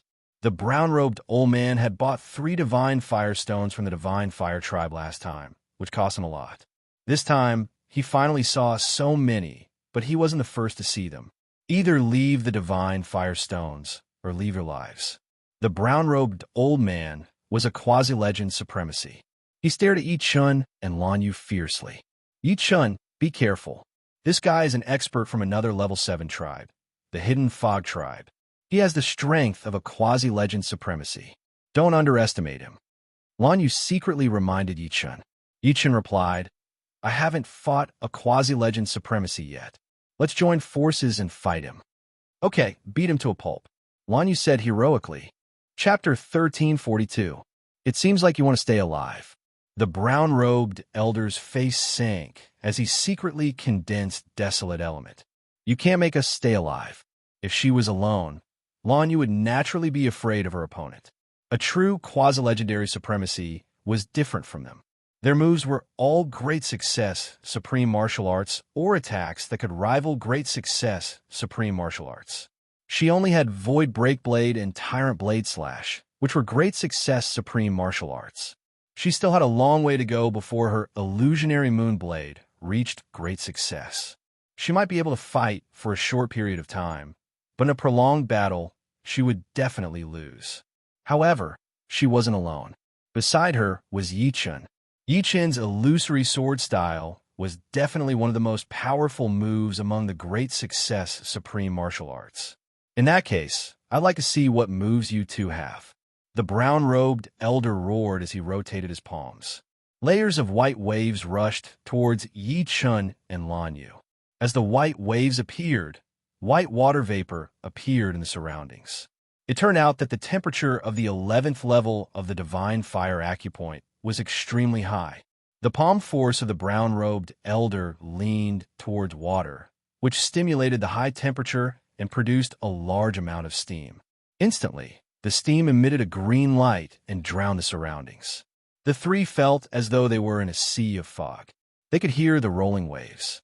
It was the palm force of the brown-robed elder. Tyrant Blade Slash. Tyrant Blade style. Lan Yu's Tyrant Blade Slash was extremely similar to Yi Qin's Tyrant Blade style. However, one was a saber while the other was a sword. When the saber and sword slashed at the white waves, the domineering saber aura and sword aura combined temporarily. Rumble. The white waves rolled back and sent the brown-robed elder flying. Preposterous. The brown-robed elder was furious. He could tell that he wouldn't be able to win if they fought head-on. The two of them could fight against a quasi-legendary supremacy if they joined forces. Foggy soaring art. The figure of the brown-robed elder turned blurry and eventually turned into a dense fog. He shuttled through the sea of fog at an extremely fast speed. Disappeared? Lan Yu frowned. Yi Qin's eyes flashed as he suddenly waved his sword to the right. It was just one sword, but it seemed as though thousands of swords had gathered together. Space-time sword art, death cleave. That was close. At the critical moment, the brown-robed old man merged with the fog, and the sword chi directly passed through the fog, unable to hurt him at all. The terrifying thing about the fog soaring technique was that it could turn one's body into fog. Unless it was directly hit, it would be very difficult to break. Just now, Yi Qin's attack range was wide, but unfortunately, it was not high enough. Reverse blade wheel. Lan Yu's body spun, and circles of saber light spread out in a spiral shape. The returning saber wheel was known for its powerful after effects. Each point was the most lethal point. With Yi Qin by her side, Lan Yu could use the returning saber wheel without any restrictions, forcing the brown-robed old man out. 1 breath, 3 breaths, 5 breaths. It was unknown how many layers of the huge spiral blade light had circled in all directions. Not to mention the brown-robed old man. Even Yi Qin was a little bit worried. He was sure that once he was hit by the spiral blade light, his body would definitely be cut into a skeleton, unless his defense could be enhanced to the point of resisting the attack of a quasi-legendary Supreme Master. Whoosh, whoosh, whoosh. The spiral blade light became more and more concentrated, and a strong blade wind erupted, blowing away a lot of the surrounding fog. In the thin fog, a human figure slowly appeared, and it was the brown-robed old man. Damn, what kind of blade art is this? The brown-robed old man didn't think much of the returning saber wheel at first, but later on, he realized that the strength of the returning saber wheel was increasing very quickly, and it was no less than a great accomplishment supreme martial art. If it was one-on-one, he naturally wouldn't let Lan Yu continuously increase the power of the returning saber wheel. But now he was fighting 1 against 2. Do you think I'm afraid of them? Whirlpool, transforming dragon palm.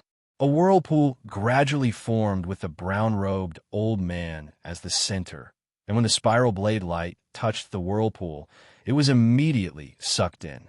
Soon, the whirlpool became a huge monster, and it was enough to affect the use of the returning saber wheel. When Lan Yu stopped using the returning saber wheel, the brown-robed old man was completely wrapped by the black energy ball, and the black energy ball was expanding rapidly, and it had already expanded to a larger area than the attack of the returning saber wheel. A terrifying gravitational force acted on Lan Yu and Yi Qin, and it was trying to suck them into the black energy ball. Even if they used the back of their heads to think, they knew that once they were sucked in, it would really be disastrous. Let's work together. Lan Yu and Yi Qin once again used the Tyrant Blade Chop and the Tyrant Sword style, and the overbearing blade aura and sword aura suddenly combined and bombarded the black energy ball. Unfortunately, the black energy ball had already formed, and just like the previous returning saber wheel, its power had accumulated to an extremely terrifying level, and even if it didn't reach the level of legendary Supreme Master, it was not far from it. Retreat. Since they couldn't break the black energy ball, the two could only retreat. They didn't believe that this black energy ball could expand without limit. However, the black energy ball's gravitational force was too strong, and the two's flying speed was very slow. Sometimes they would fly a bit, and then be pulled back a bit. It was extremely strenuous. Go to hell. Just as the two thought, the black energy ball indeed couldn't expand without limit. If it could, who could be its opponent? However, it was enough to deal with two experts who had just stepped into the quasi-legendary Supreme Master Realm. Rumble, the surface of the black energy ball undulated, and soon, the entire black energy ball turned into a black dragon, pouncing towards Yi Chun and Lan Yu. The black dragon's body was incomparably heavy, but when it moved, its speed was astonishing. The 11th layer of the divine fire acupoint seemed to be unable to bear its might, and it slightly trembled. Lan Yu, come here. Yi Chun grabbed Lan Yu's hand, bringing her into his protective range. Next, Yi Chun's heart force, sword energy, and soul force all erupted as he displayed the 5 elements sword art, Extreme Prosperity Decline. Although Extreme Prosperity Decline hadn't reached major completion, it was still Yi Chun's strongest defensive sword art. At this moment, any offensive sword art was useless. Only a defensive sword art could protect him slightly. The black dragon crazily tore at the multicolored light ball. Inside the multicolored light ball, Yi Chun's hands could no longer be seen. The speed at which he swung the heavenly sword became faster and faster, surpassing one limit after another. Under the pressure of life and death, Yi Chun's heart force reached a higher level, and the defensive power of Extreme Prosperity Decline reached a new peak. Rumble. However, the black dragon's power was too great. The multicolored light ball was still shattered. The black dragon bit onto Yi Chun's body and swooped down together with Lan Yu. A deep mark was plowed on the ground. It was unknown how far away the black dragon's power was before it gradually dissipated. In a huge pit, Yi Chun and Lan Yu were hugging each other. Their clothes were torn, and they were half naked. On Yi Chun's chest, there was a big hole. This was the injury caused by the black dragon. So powerful. Hugging Lan Yu, Yi Chun slowly stood up. The big hole in his chest was quickly healed under the nourishment of the inextinguishable power. He actually didn't die. The brown-robed elder was very surprised. His whirlpool dragon palm had accumulated a lot of power. It was enough to injure a quasi-legendary supremacy. A peak super supremacy would most likely die from it. Of course, if he encountered a quasi-legendary supremacy, the other party wouldn't let him accumulate power and would have already broken this move. This was the difference in strength. How could he know that Yi Chun's immortal sword body could resist a peak super supremacy's attack? Plus, he had used the 5 elements sword art to offset a part of the black dragon's power. The true destructive power of the black dragon didn't exceed his limit. Chapter 1343. Thank you. Lan Yu's face was a bit red. At this critical moment, she wanted to take out her courtyard with layers upon layers of arrays. With the courtyard's defensive power, not to mention the brown-robed old man who is only a quasi-legendary supreme expert, even a legendary supreme expert wouldn't be able to do anything to the two of them. However, who would have thought that Yi Chun would actually grab her hand and pull her into his protective range, causing her to be momentarily dazed? It was precisely this moment that she lost the opportunity to take out her courtyard. Fortunately, Yi Chun's defense was strong enough. I can't take such risks in the future, Lan Yu thought. Can you still fight? Yi Chun asked Lan Yu. Of course. Lan Yu's body flashed, and a set of clothes appeared. Let's take turns to attack. Don't give him a chance to use this move. Yi Chun was naturally afraid of this palm technique. This palm technique could absorb other people's energy and turn it into an attack. If he didn't absorb the power of Returning Blade Wheel, Tyrant Blade Chop, and Tyrant Sword Style, the palm just now would have lost at least 70% of its power. Yes, Lan Yu nodded. She didn't expect the opponent to have such an abnormal palm technique. Go! The two of them attacked the brown-robed old man from the left and right. Good timing. The brown-robed old man could see that Yi Chun's defense was stronger, so he took the lead and attacked Lan Yu. His palm struck out, and the power was boundless. Splendor of Youth. Lan Yu also had a defensive blade technique. In fact, with her speed, she could completely avoid it, but she wanted to create an opportunity for Yi Chun. Rumble. Lan Yu, who was wrapped in petals, was like a reef, enduring the impact of the monstrous palm energy.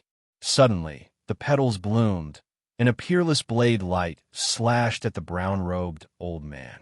It was the void-breaking blade. The brown-robed old man frowned and smashed the blade energy with one palm. Illusion sword style.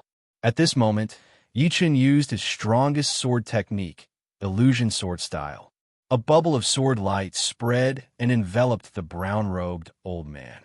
In an instant, the brown-robed old man felt that he was surrounded by sword light, as if he had come to a world of sword light. Layer after layer of sword light was slashed, and the brown-robed old man's arms went numb. There were too many sword light, and they were endless. Not good, it's an illusion. By the time the brown-robed old man came to his senses, Yichen's sword had already pierced into the brown-robed old man's chest. Poochie, how could the brown-robed old man's supreme armor block the piercing of the heaven sword? It was directly pierced through. Scram! The brown-robed old man was horrified and sent Yichen flying with a palm strike. Who would have thought that just as Yichen was blown away, Lanyu would rush over and use the incomplete Mirage Moonblade? If it was before, the Mirage Moonblade might not be effective. After all, the illusion of the Mirage Moonblade was much weaker than the illusory sword style. However, at this time, the brown-robed old man was injured by the sky sword and his origin was damaged. Suddenly, another Mirage Moonblade came, and he was heavily injured again. The blue blade, Chi, cut off the brown-robed old man's left arm. I'm going to die from anger. The brown-robed elder went crazy.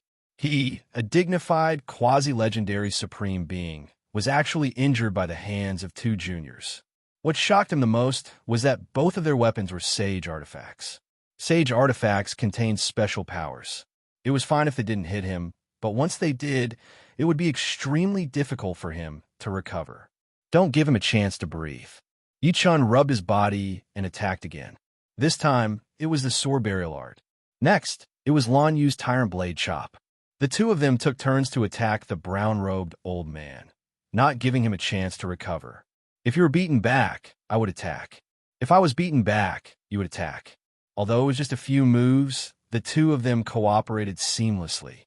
For a moment, the heavily injured brown-robed old man was completely suppressed. He didn't even have the slightest chance to turn the tables. If this continues, I will be beaten to death. Thinking of this, the brown-robed old man disregarded the fact that he was wide open and wanted to use the Vortex Dragon Palm.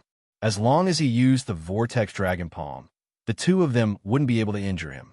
However, Yichen didn't give the brown-robed old man any chance and attacked with the sword burial art.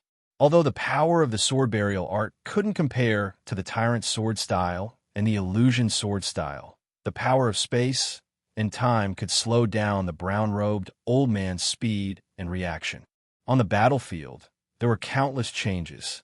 If one was slow, the others wouldn't be. Lanyu's void-shattering blade hit the brown-robed old man and sent him flying.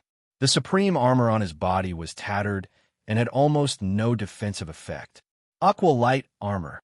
The brown-robed old man was a quasi-legendary supreme being after all. Although he was enraged by the repeated injuries, he didn't lose his mind. He immediately used a supreme defensive martial art, aqua light armor. The defense of the aqua light armor wasn't any weaker than the supreme armor. It was roughly equivalent to the defense of a rank 4 supreme armor. Of course, the supreme armor didn't need much power to maintain, but the aqua light armor was equivalent to using a supreme martial art continuously. The consumption rate was thousands of times higher. Wait for me. With the protection of the aqua light armor, the brown-robed old man's speed sword. Where do you think you're going? Lanyu, who had comprehended the essence of the word line, chased after him. She slashed a few times on the brown-robed old man's body. However, she was quickly repelled by the brown-robed old man's palm. It wasn't that the brown-robed old man couldn't beat the two of them. It was just that his injuries were too severe. The more they fought, the weaker he became. Yichen's speed wasn't as fast as Lanyu. Seeing that Lanyu was repelled, he gave up the chase. He escaped. Lanyu was a little discouraged. Yichen sighed. Even if a quasi-legendary supreme is injured, he isn't someone to be trifled with. It seems like we have to re-evaluate the strength of quasi-legendary supreme beings. In If it wasn't for your illusion sword style injuring him, it would be very difficult for us to beat him. Lanyu nodded. After repelling the brown-robed old man, the two continued to explore the 11th layer of the Divine Fire Cave. Flame Iron, 9 turbid gold, turbid sky stone. Those who could come to the 11th layer of the Divine Fire Cave were all experts among experts, and experts were destined to be few in number. With fewer people coming, there would naturally be more treasures left behind. It all depended on one's luck. In just half a month, Yi Chun had obtained 3 kinds of supreme metals. Each of them was extremely precious and could be used to forge level 3 supreme weapons. Among them, the most precious was the 9 turbid gold. This kind of metal could be used to forge level 4 supreme weapons. Turbid sky stone was not inferior to the 9 turbid gold, but it was a pity that it was too little. It was only the size of a courtyard. Adding the azure star iron that he had obtained before entering the wilderness god continent, Yi Chun had a total of 4 kinds of supreme metals. Among them, the azure star iron was the largest. It was a metal planet with a diameter of several thousand miles. The flame iron was the second largest, which was only a dozen miles in size. The 9 turbid gold and the turbid sky stone added together were only half a mile in size. Yi Chun planned to learn the supreme swordsmithing technique when he had the time. Yi Chun, look, there seems to be a spatial fluctuation over there. On this day, Lan Yu and Yi Chun both discovered an obscure spatial fluctuation. Let's go and take a look, Yi Chun said. In a short while, the two arrived at the source of the spatial fluctuation. The source was in the magma lake. For some unknown reason, the magma lake was boiling violently. The spatial fluctuation was coming from the lake, and it was getting more and more obvious. Zichen, do you want to die? A cold voice came out. Chapter 1344. Huo Wujin, you're so despicable. We discovered the entrance to the 12th layer of the Divine Fire Cave together. Since you're so heartless, don't blame us for being unjust. As the voice resounded, the spatial fluctuations grew stronger and stronger. The two sides seemed to be fighting. Yi Chun and Lan Yu looked at each other. The 12th layer of the Divine Fire Cave. Lan Yu couldn't help but ask, "You're right. There's a 12th layer." Yi Chun opened his netherworld sacred eye and looked down through the magma lake. Vaguely, Yi Chun saw 3 figures fighting. It seemed to be 2 against 1. They were standing on a teleportation platform. The shockwaves of their battle shook the teleportation platform and transmitted spatial energy. This was also the reason why the magma lake was boiling. Fighting 1 against 2, the figure in the middle was naturally not their match. He was struck by the 2 and died. Let's go. Yi Chun saw the 2 figures flying up. They were probably trying to see if anyone was attracted by the spatial fluctuations. Rumble. Although Yi Chun was quick to react, the 11th layer of the Divine Fire Cave was a flat plane. Before he could fly far, the magma lake exploded and 2 figures broke through the magma. Looking around, the 2 quickly discovered Yi Chun and Lan Yu. Where do you think you're going? The sea of fire is boundless. One of the 2 was a sinister-looking middle-aged man in red robes. He shouted and clasped his hands together, pushing a palm in the direction where Yi Chun and Lan Yu were running. Boom! Like a landslide or a tsunami, the violent fire wave had yet to approach, but Yi Chun and Lan Yu already found it hard to breathe. This sinister-looking middle-aged man seemed to be stronger than the brown-robed old man. His palm energy was boundlessly tyrannical. Just as the fire wave was about to reach them, Yi Chun and Lan Yu turned around and slashed at the fire wave. Tyrant Blade Slash and Tyrant Sword Form were supreme martial arts at great completion. With the 2 combined, no matter how strong the fire wave was, it would still be split apart. Borrowing the rebounding force, Yi Chun and Lan Yu's speed continued to rise. Black Fiend, don't let them escape. The sinister-looking middle-aged man said to the black-robed man. The black-robed man nodded.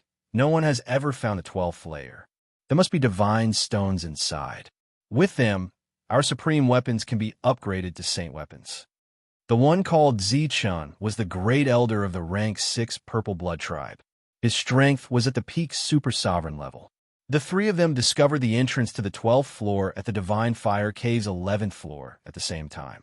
Zichun thought that he was fast, so he wasn't afraid of the other two. Little did he know that the temperature of the 12th floor was more than 100 times higher than the 11th floor. Dark cyan flames flew everywhere, restricting Zichun's speed. Next, the sinister-looking middle-aged man and the black-robed middle-aged man took advantage of their quasi-legendary sovereigns to launch a sneak attack on Zichun. Zichun naturally wasn't willing to die just like that. He desperately returned to the teleportation platform. The four of them chased after her in a frenzy, one in front and one behind. Lan Yu had comprehended the essence of the word line, so her speed was the fastest among the four. Yichun was proficient in the space-time profound, so his speed was not much slower. On the other hand, the two middle-aged men were falling further and further behind. Huo Wujin, forget it.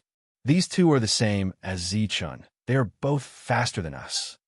Black Fiend stopped chasing. Count them lucky. Huo Wujin knew that he couldn't catch up to them.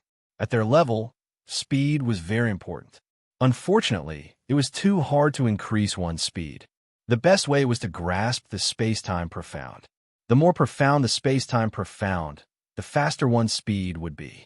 If one reached perfection in space-time profound, no one would be able to catch up unless the other party's space-time profound was also at perfection. Fortunately, we ran fast.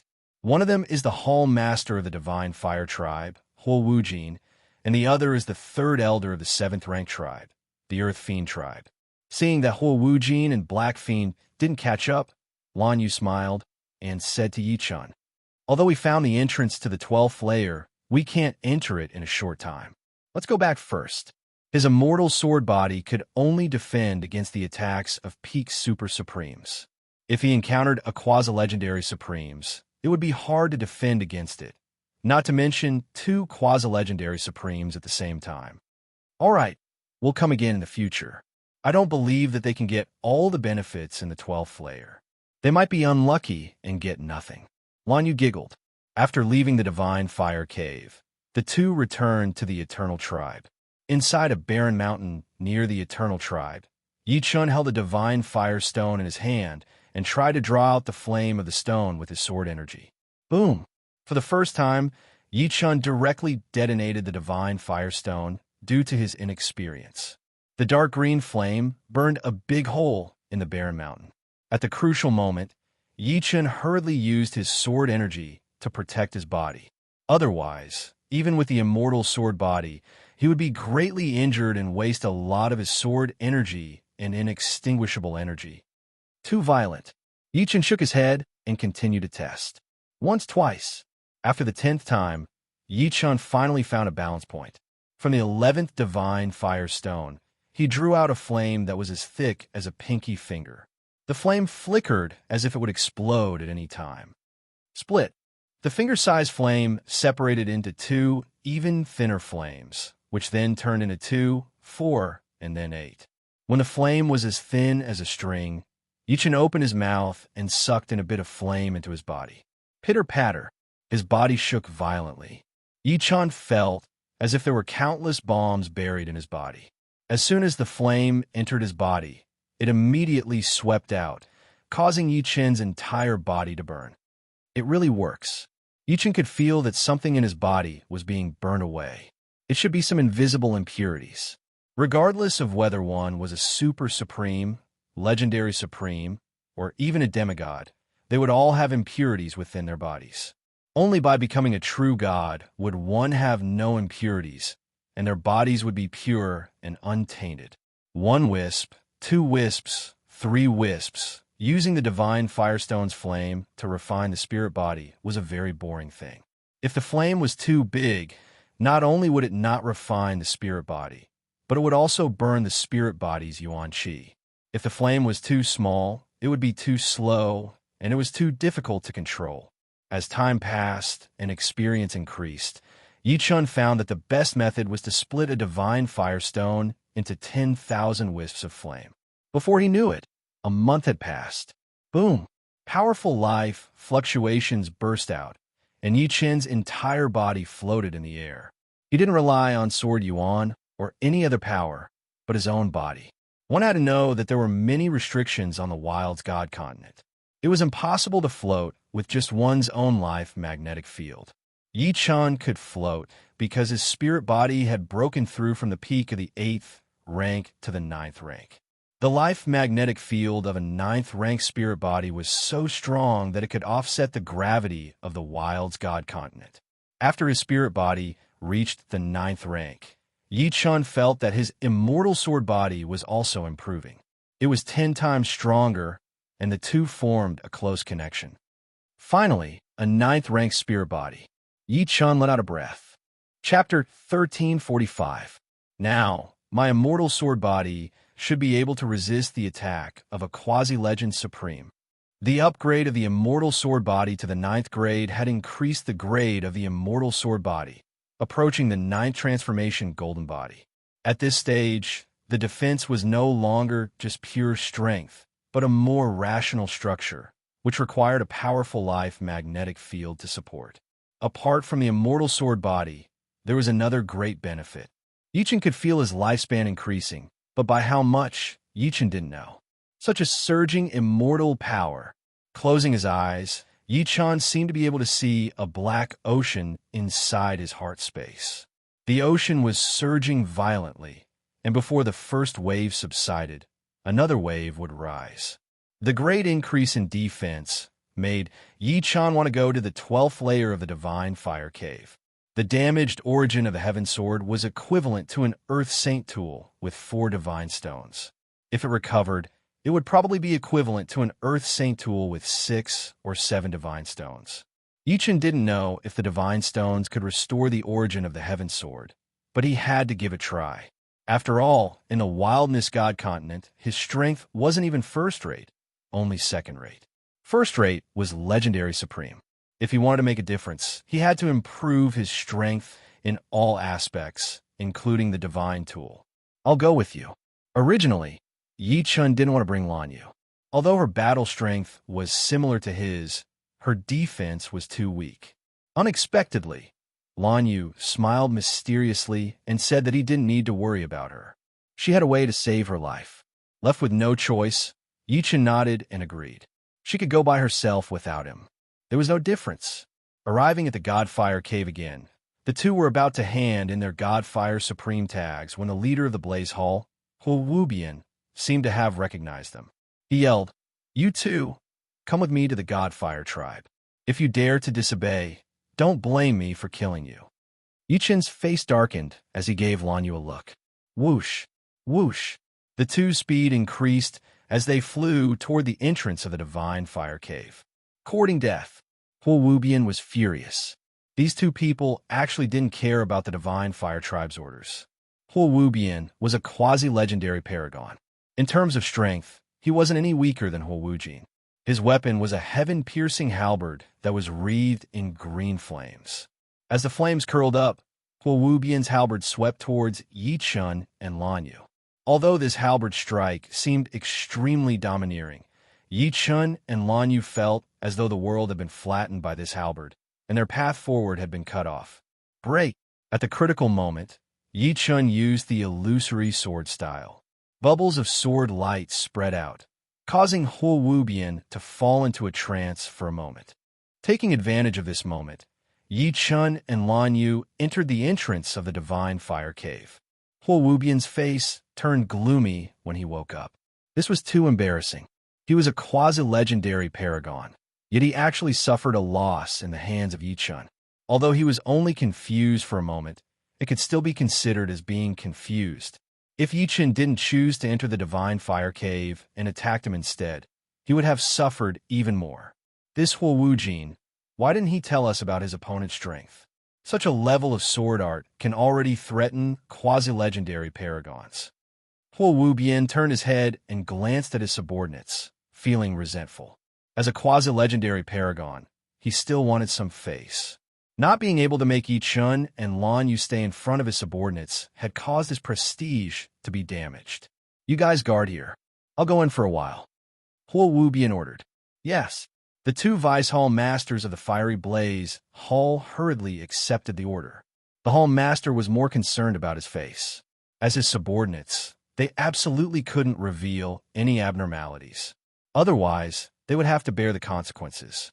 After entering the Divine Fire Cave, the two of them rushed to the second level. After the two of them left for a while, Hulwubian appeared. Without any hesitation, he directly went to the second level. He was very clear that the other party was definitely aiming for the 12th level. Only a few people knew about the 12th level of the Divine Fire Cave, and outsiders were definitely not allowed to know about it. After half a day, Yi Chun and Lan Yu arrived at the entrance of the 12th level. There was a teleportation platform there. Let's go up.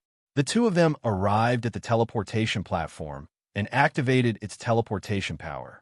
Buzz, with a flash of light, the two of them disappeared from the 11th level. When they reappeared, they were in a dark green world. The flames here were lumps of terrifying dark green flames that were flying everywhere without any pattern. The temperature was at least 100 times higher than the 11th level. So hot. Lan Yu had already activated her desolate origin barrier. Even so, the extremely high temperature still transmitted in and consumed her desolate origin barrier.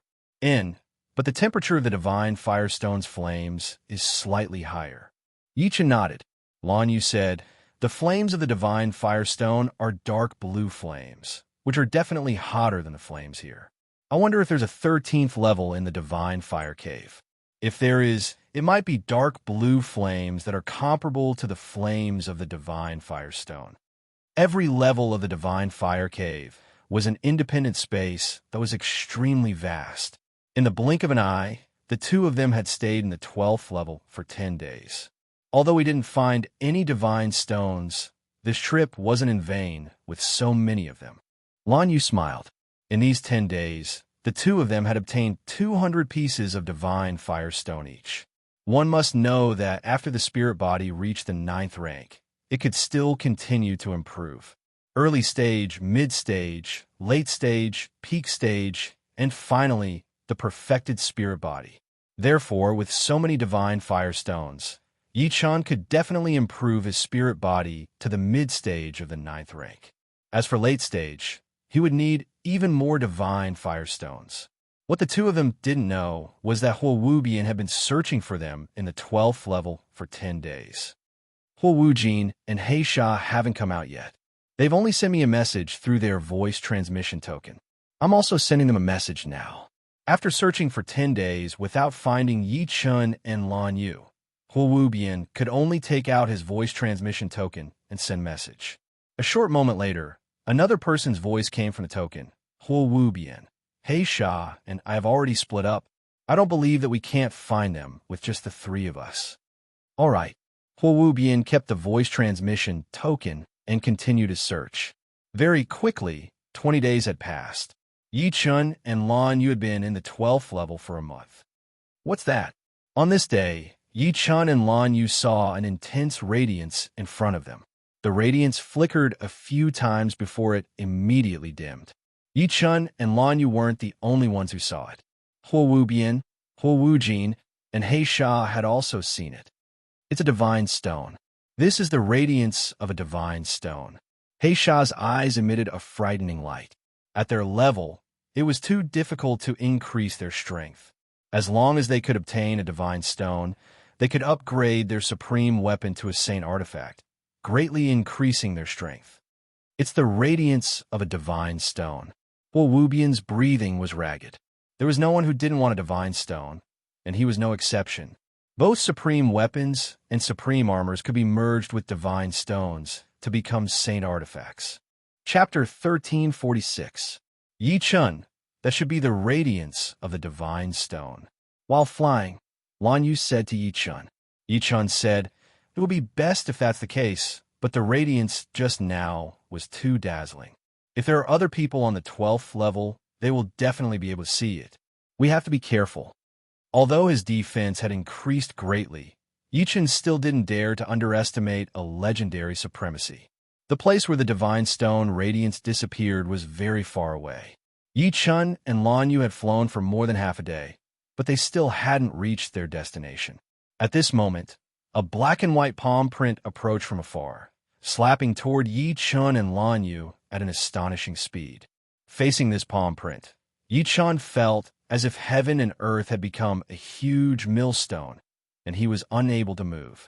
The sword energy around his body showed faint signs of being squeezed out. What a powerful supreme martial art! Yichen was shocked. He unsheathed his heavenly sword and swung out a vigorous and domineering sword energy. Lan Yu was a step slower than Yi Chun, and her supreme saber technique, Tyrant Saber Slash, followed closely. Boom! The black and white palm print smashed the sword energy and saber energy one after another, but it was also worn down quite a bit. Its power was less than 10%, and it was easily shattered by Yi Chun and Lan Yu. The next moment, a black shadow appeared in front of the two of them. It was the third elder of the Earth Fiend tribe, Black Fiend. It's the third elder of the Earth Fiend tribe, Black Fiend. His supreme martial art is the Yin-Yang Millstone, and it's very powerful. Lan Yu sent a voice transmission to Yi Chun. Yi Chun replied, "I'll block him in a while. You attack with all your might from the side. Don't worry about hurting me." All right. Lan Yu had a slight understanding of Yi Chun's defense. Kill.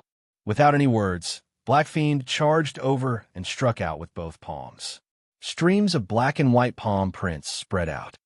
Block. Yi Chun took a deep breath and displayed his defensive sword technique. Suddenly, the five-colored sword light filled the air and quickly spread out like a huge five-colored light ball. The black and white palm prints fell on the five-colored light ball like rain, making a loud noise. After only a moment, the five-colored light ball exploded, and the remaining palm prints fiercely hit Yi Chun's body. Dang, dang, dang, dang, dang. The sound of iron being struck rang out. Although these palm prints were extremely powerful, Yi Chun's body was not weak at all. Not only did he not explode, but he even bounced off some of the palm prints. How is this possible? The Black Fiend was taken aback. His yin-yang grindstone could grind anything, and it was easy for it to break through defenses. Yet, the other party was able to block it with just his physical defense. 36 Void Shattering Blades. Lan Yu seized the opportunity and launched 36 Void Shattering Blades at the Black Fiend. Each blade was fatal, sealing off the Black Fiend's escape route. Of course, Yi Chun was inevitably included. Caught off guard, the Black Fiend only had time to wave his hand to set up a layer of black barrier. The black barrier collapsed under the dozens of Void Shattering Blades, and the remaining Void Shattering Blades surged forward, wrapping around the Black Fiend and twisting crazily. Break! The Black Fiend was a quasi-legend supremacy, after all. His desolate essence was incomparably pure. When he erupted, he forced out the fierce blade force, and there were some bloodstains on his body. Illusory sword style.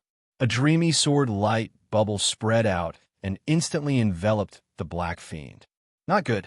The Black Fiend was shocked. He knew that he was hallucinating. Fall.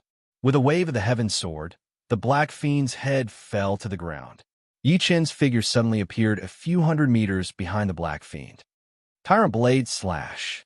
Lan Yu leaped up and held the blue moon saber with both hands. She slashed at the headless Black Fiend's body, and the dark blue saber gleam was cold and sharp. In the middle, the saber gleam paused for a moment, but the obstruction was quickly eliminated. The saber gleam slashed down from above, and the Black Fiend's body was naturally split into two. Death Cleave. Revolving Saber Wheel. Yi Chun and Lan Yu took the front and back, sandwiching the Black Fiend in the middle. Each of them released their most intensive attacks. At this moment, they couldn't give the other party a chance to take a breather. Otherwise, everything they had done before would be for naught. I, the Black Fiend, am a quasi-legend supremacy, and yet I am reduced to such a state. The Black Fiend was stunned and couldn't think straight. No! An angry roar sounded from the countless sword chi and saber gleams. A silvery figure soared into the sky, bouncing off all the sword chi and saber gleams. In the Wild's God continent, the majority of quasi-legend legends didn't have any sane artifacts. Therefore, their strength was at the level of a true quasi-legend legend. Correspondingly, their qualities were naturally very impressive in all aspects. For example, the Black Fiend's martial path Yuan spirit was close to the silver level, and he was only one step away from cultivating a silver martial path Yuan spirit.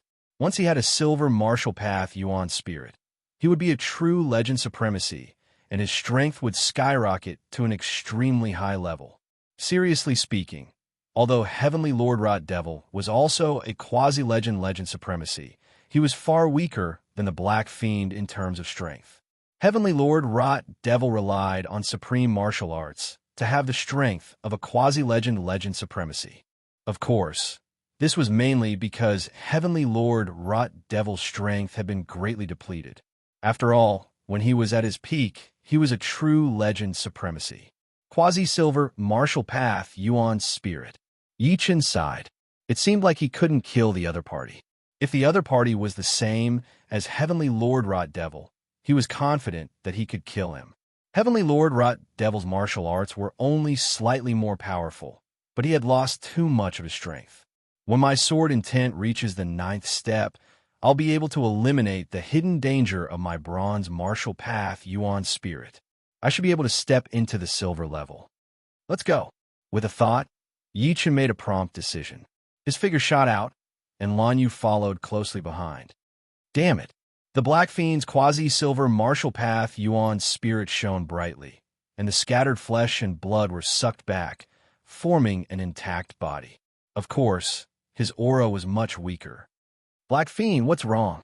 Huo Wujin rushed over from afar. The Black Fiend's face was ashen. Don't mention it. They're just ahead.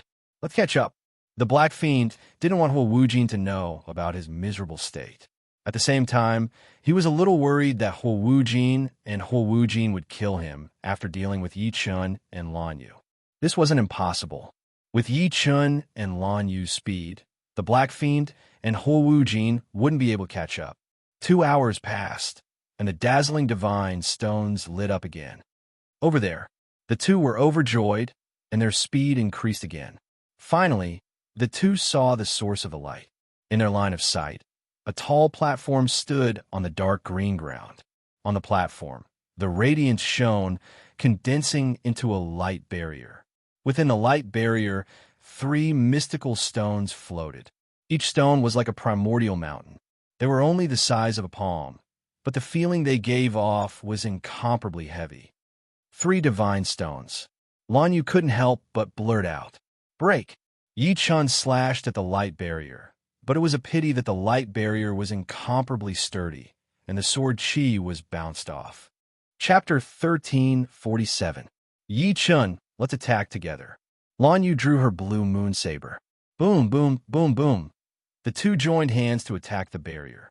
Instantly, the barrier trembled violently like a rubber ball, constantly sinking and bulging, while the divine stones inside remained motionless.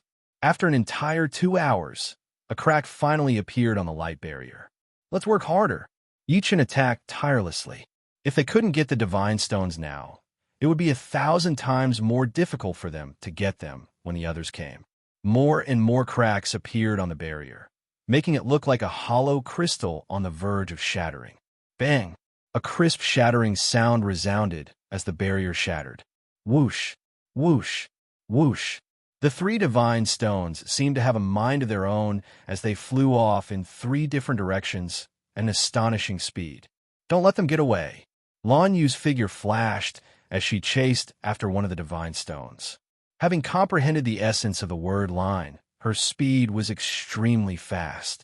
In just a short moment, she had caught the divine stone. It was strange that the power contained in the divine stone could be said to be terrifying, but it didn't harm anyone. It was as if whoever touched it first would possess it and wouldn't resist. Yi Chen's speed was only a bit slower than Lan Yu's. He soon caught up to one of the divine stones. Now, there was only one left, and it had flown far away. Haha, it's a divine stone. A figure suddenly appeared in the direction the divine stone flew to. It was the Divine Fire Tribe's Raging Blaze Hall's Hall Master, Huo Wubian. He grabbed the divine stone and laughed heartily. What dog's hit luck? Lan Yu was indignant. There's still 2 more. Let's go first. Through the Netherworld Sacred Eye, Yi Chen saw Huo Wujin and He Sha, 3 quasi-legendary sovereigns. Even he couldn't guarantee that he could resist them. It was best to leave first. For him, One divine stone was enough. As long as he could restore the origin of the heavenly sword, his attack would be more than 100 times stronger. Of course, it would be even better if he had 2 divine stones. Damn it! Wait until I fuse this divine stone into my fire divine halberd. Then, your time will come. Huo Wubian knew that he wouldn't be able to catch up to Yi Chun and Lan Yu, so he gave up. Most importantly, he had obtained a divine stone.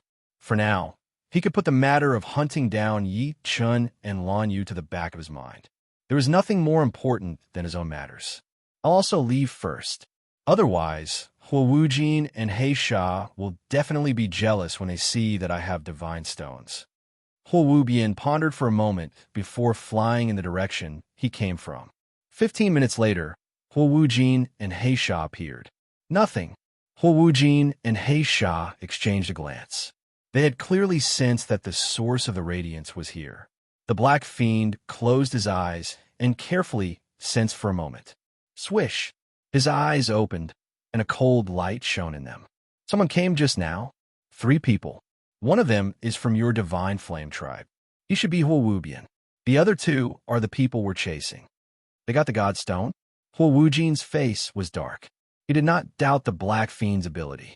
The Black Fiend was proficient in the profundities of yin and yang, and he knew a yin-yang secret art that could sense the aura left behind by others. Let's not waste any more time. Let's chase after them and not let them leave the 12th level. Once they left the 12th level, they would be free to fly. Following the aura, the 2 chased in the direction where Yi Chun and Lan Yu flew, raising their speed to the limit. Huo Wujin and the Black Fiend have caught up. Yi Chun was constantly paying attention to the situation behind him. The Netherworld's sacred, I had given him time to prepare. What should we do? Actually, Lan Yu could take out her courtyard and enter it. With the defensive power of the courtyard's array, not to mention the 2 of them who were only quasi-legend rank sovereigns, even a true legend rank sovereign will be able to hold on for a while. During this time, they could completely fuse the divine stone into the saint artifact and increase its power. At that time, they would have a fighting chance. But there was a problem. She didn't want to expose her courtyard. Once it was exposed, they would definitely guess that she was from the Unfalling Eagle tribe. She didn't want to return to the tribe so quickly. Their speed is a bit slower than ours. Let's see if we can return to the 11th level. As long as they returned to the 11th level, they would be safe. The 12th level would consume too much sword energy. After flying for a while, looks like we won't be able to reach the 11th level. Lan Yu sighed. The 12th level's terrain was actually moving. After flying for a while, they were completely lost in the 12th level. Since we're already here, let's find a place to fuse the divine stone into the saint artifact. Fusing the divine stone into the saint artifact was a very dangerous matter. The slightest carelessness could cause the saint artifact to be destroyed. A supreme artifact could only contain a limited amount of divine stone. The more perfect a supreme artifact was, the more divine stone it could contain. Apart from that, if the method of fusing the divine stone wasn't ingenious and meticulous enough, the saint artifact would also be destroyed. It was like a person who could eat a bowl of rice, but if you asked him to eat a bowl of rice in one go, he would definitely be stuffed to death. Although the 12th level's temperature was high, there were still mountains. A tall mountain appeared in front of the 2 of them. The 2 of them discovered something strange. The temperature in the mountain was countless times lower than outside. Furthermore, the mountain rocks were extremely hard. The 2 of them used all their strength, but they could only leave a mark on the mountain wall. Fortunately, this mountain seemed to have been visited by someone. There was an unfathomable cave on the mountain wall. It must be a legendary rank sovereign. Lan Yu guessed, and Yi Chun nodded. With their strength, digging an unfathomable cave was as difficult as ascending to the heavens. Only legendary rank sovereigns could do it easily. Unexpectedly, this 12th level had long been discovered by someone else. It was just that it was kept a secret. As for the divine stone, it would be obtained by those who were fated. It wasn't guaranteed that whoever came first would be able to obtain it. Yi Chun scanned the cave with his netherworld sacred eye.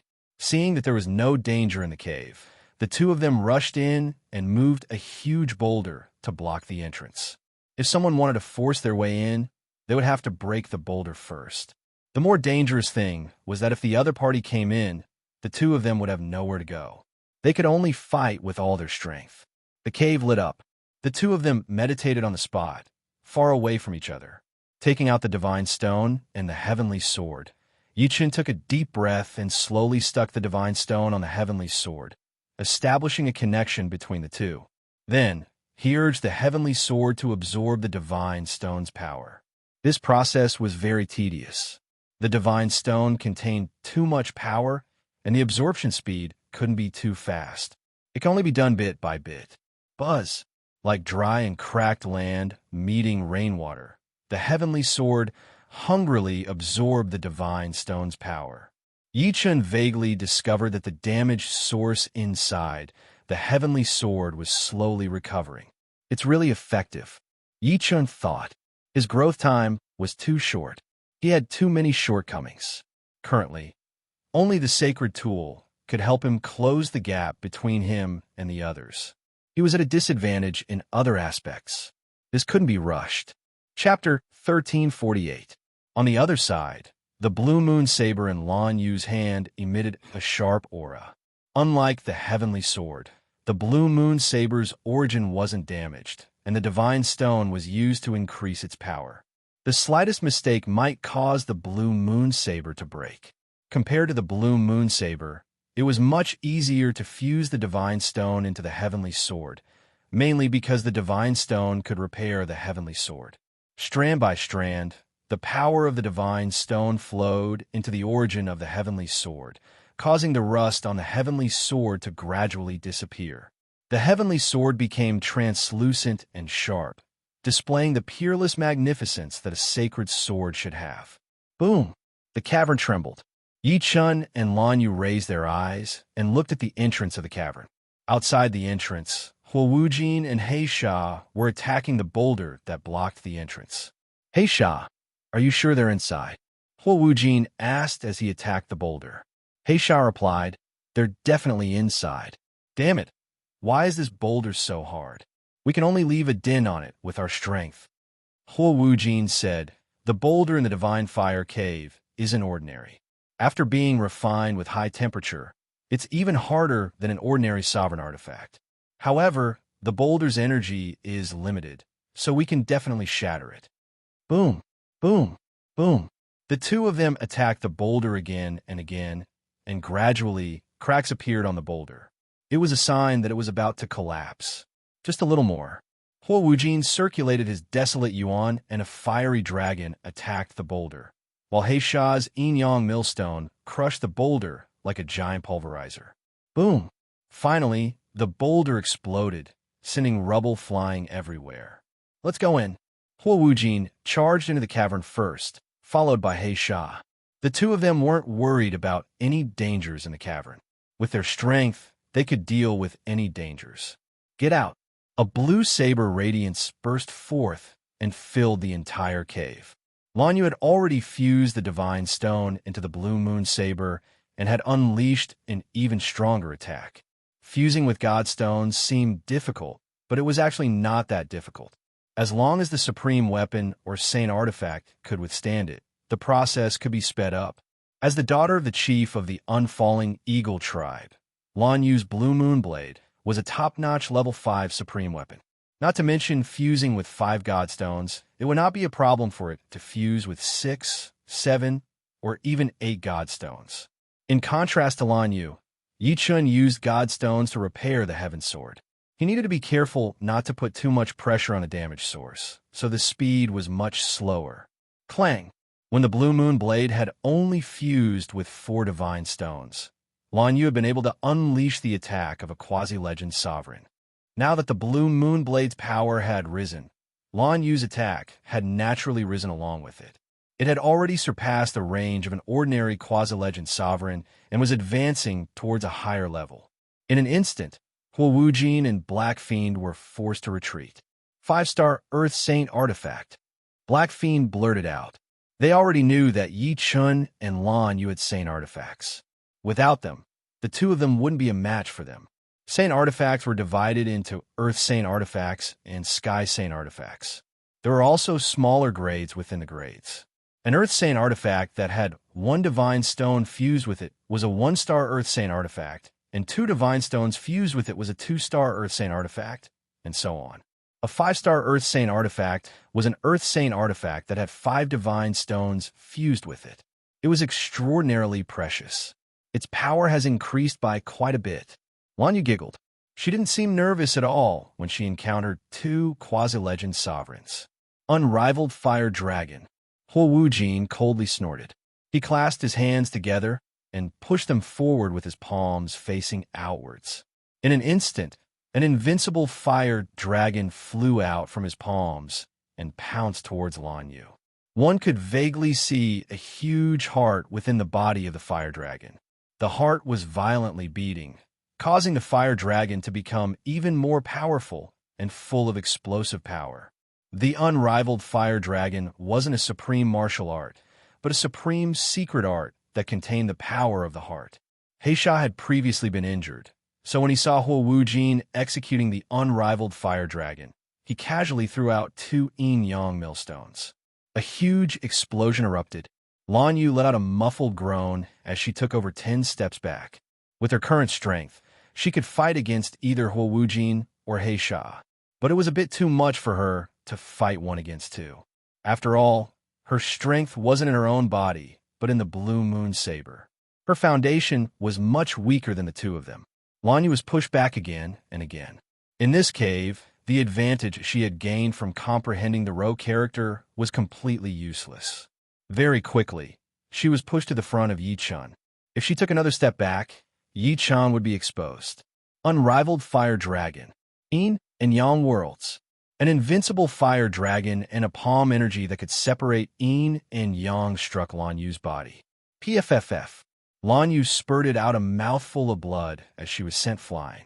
Just when she was about to fly over Yi-chen's head, a strong arm caught her and skillfully placed her on the ground. "Leave the rest to me," Yi-chan said confidently. "You succeeded?" Lanyu's eyes narrowed when she saw the heavenly sword in Yi-chen's hand. This wasn't a 5-star Earth Saint artifact, but a 7-star Earth Saint artifact. Between Earth Saint artifacts, although the difference of 1 star wasn't huge, it shouldn't be forgotten that apart from power, Earth Saint artifacts also had their own special characteristics. For example, Lanyu's Blue Moon Saber possessed the ability to pierce through armor. If the ability to pierce through armor reached an unimaginable level, it could directly disregard the defense of others. On the other hand, Yi-chen's power of light was an upright power that enemies wouldn't be able to completely defend against. Although the power of light wasn't as absolute as the ability to pierce through armor, it was more comprehensive. With doubts in her mind, Lanyu retreated behind Yi-chan.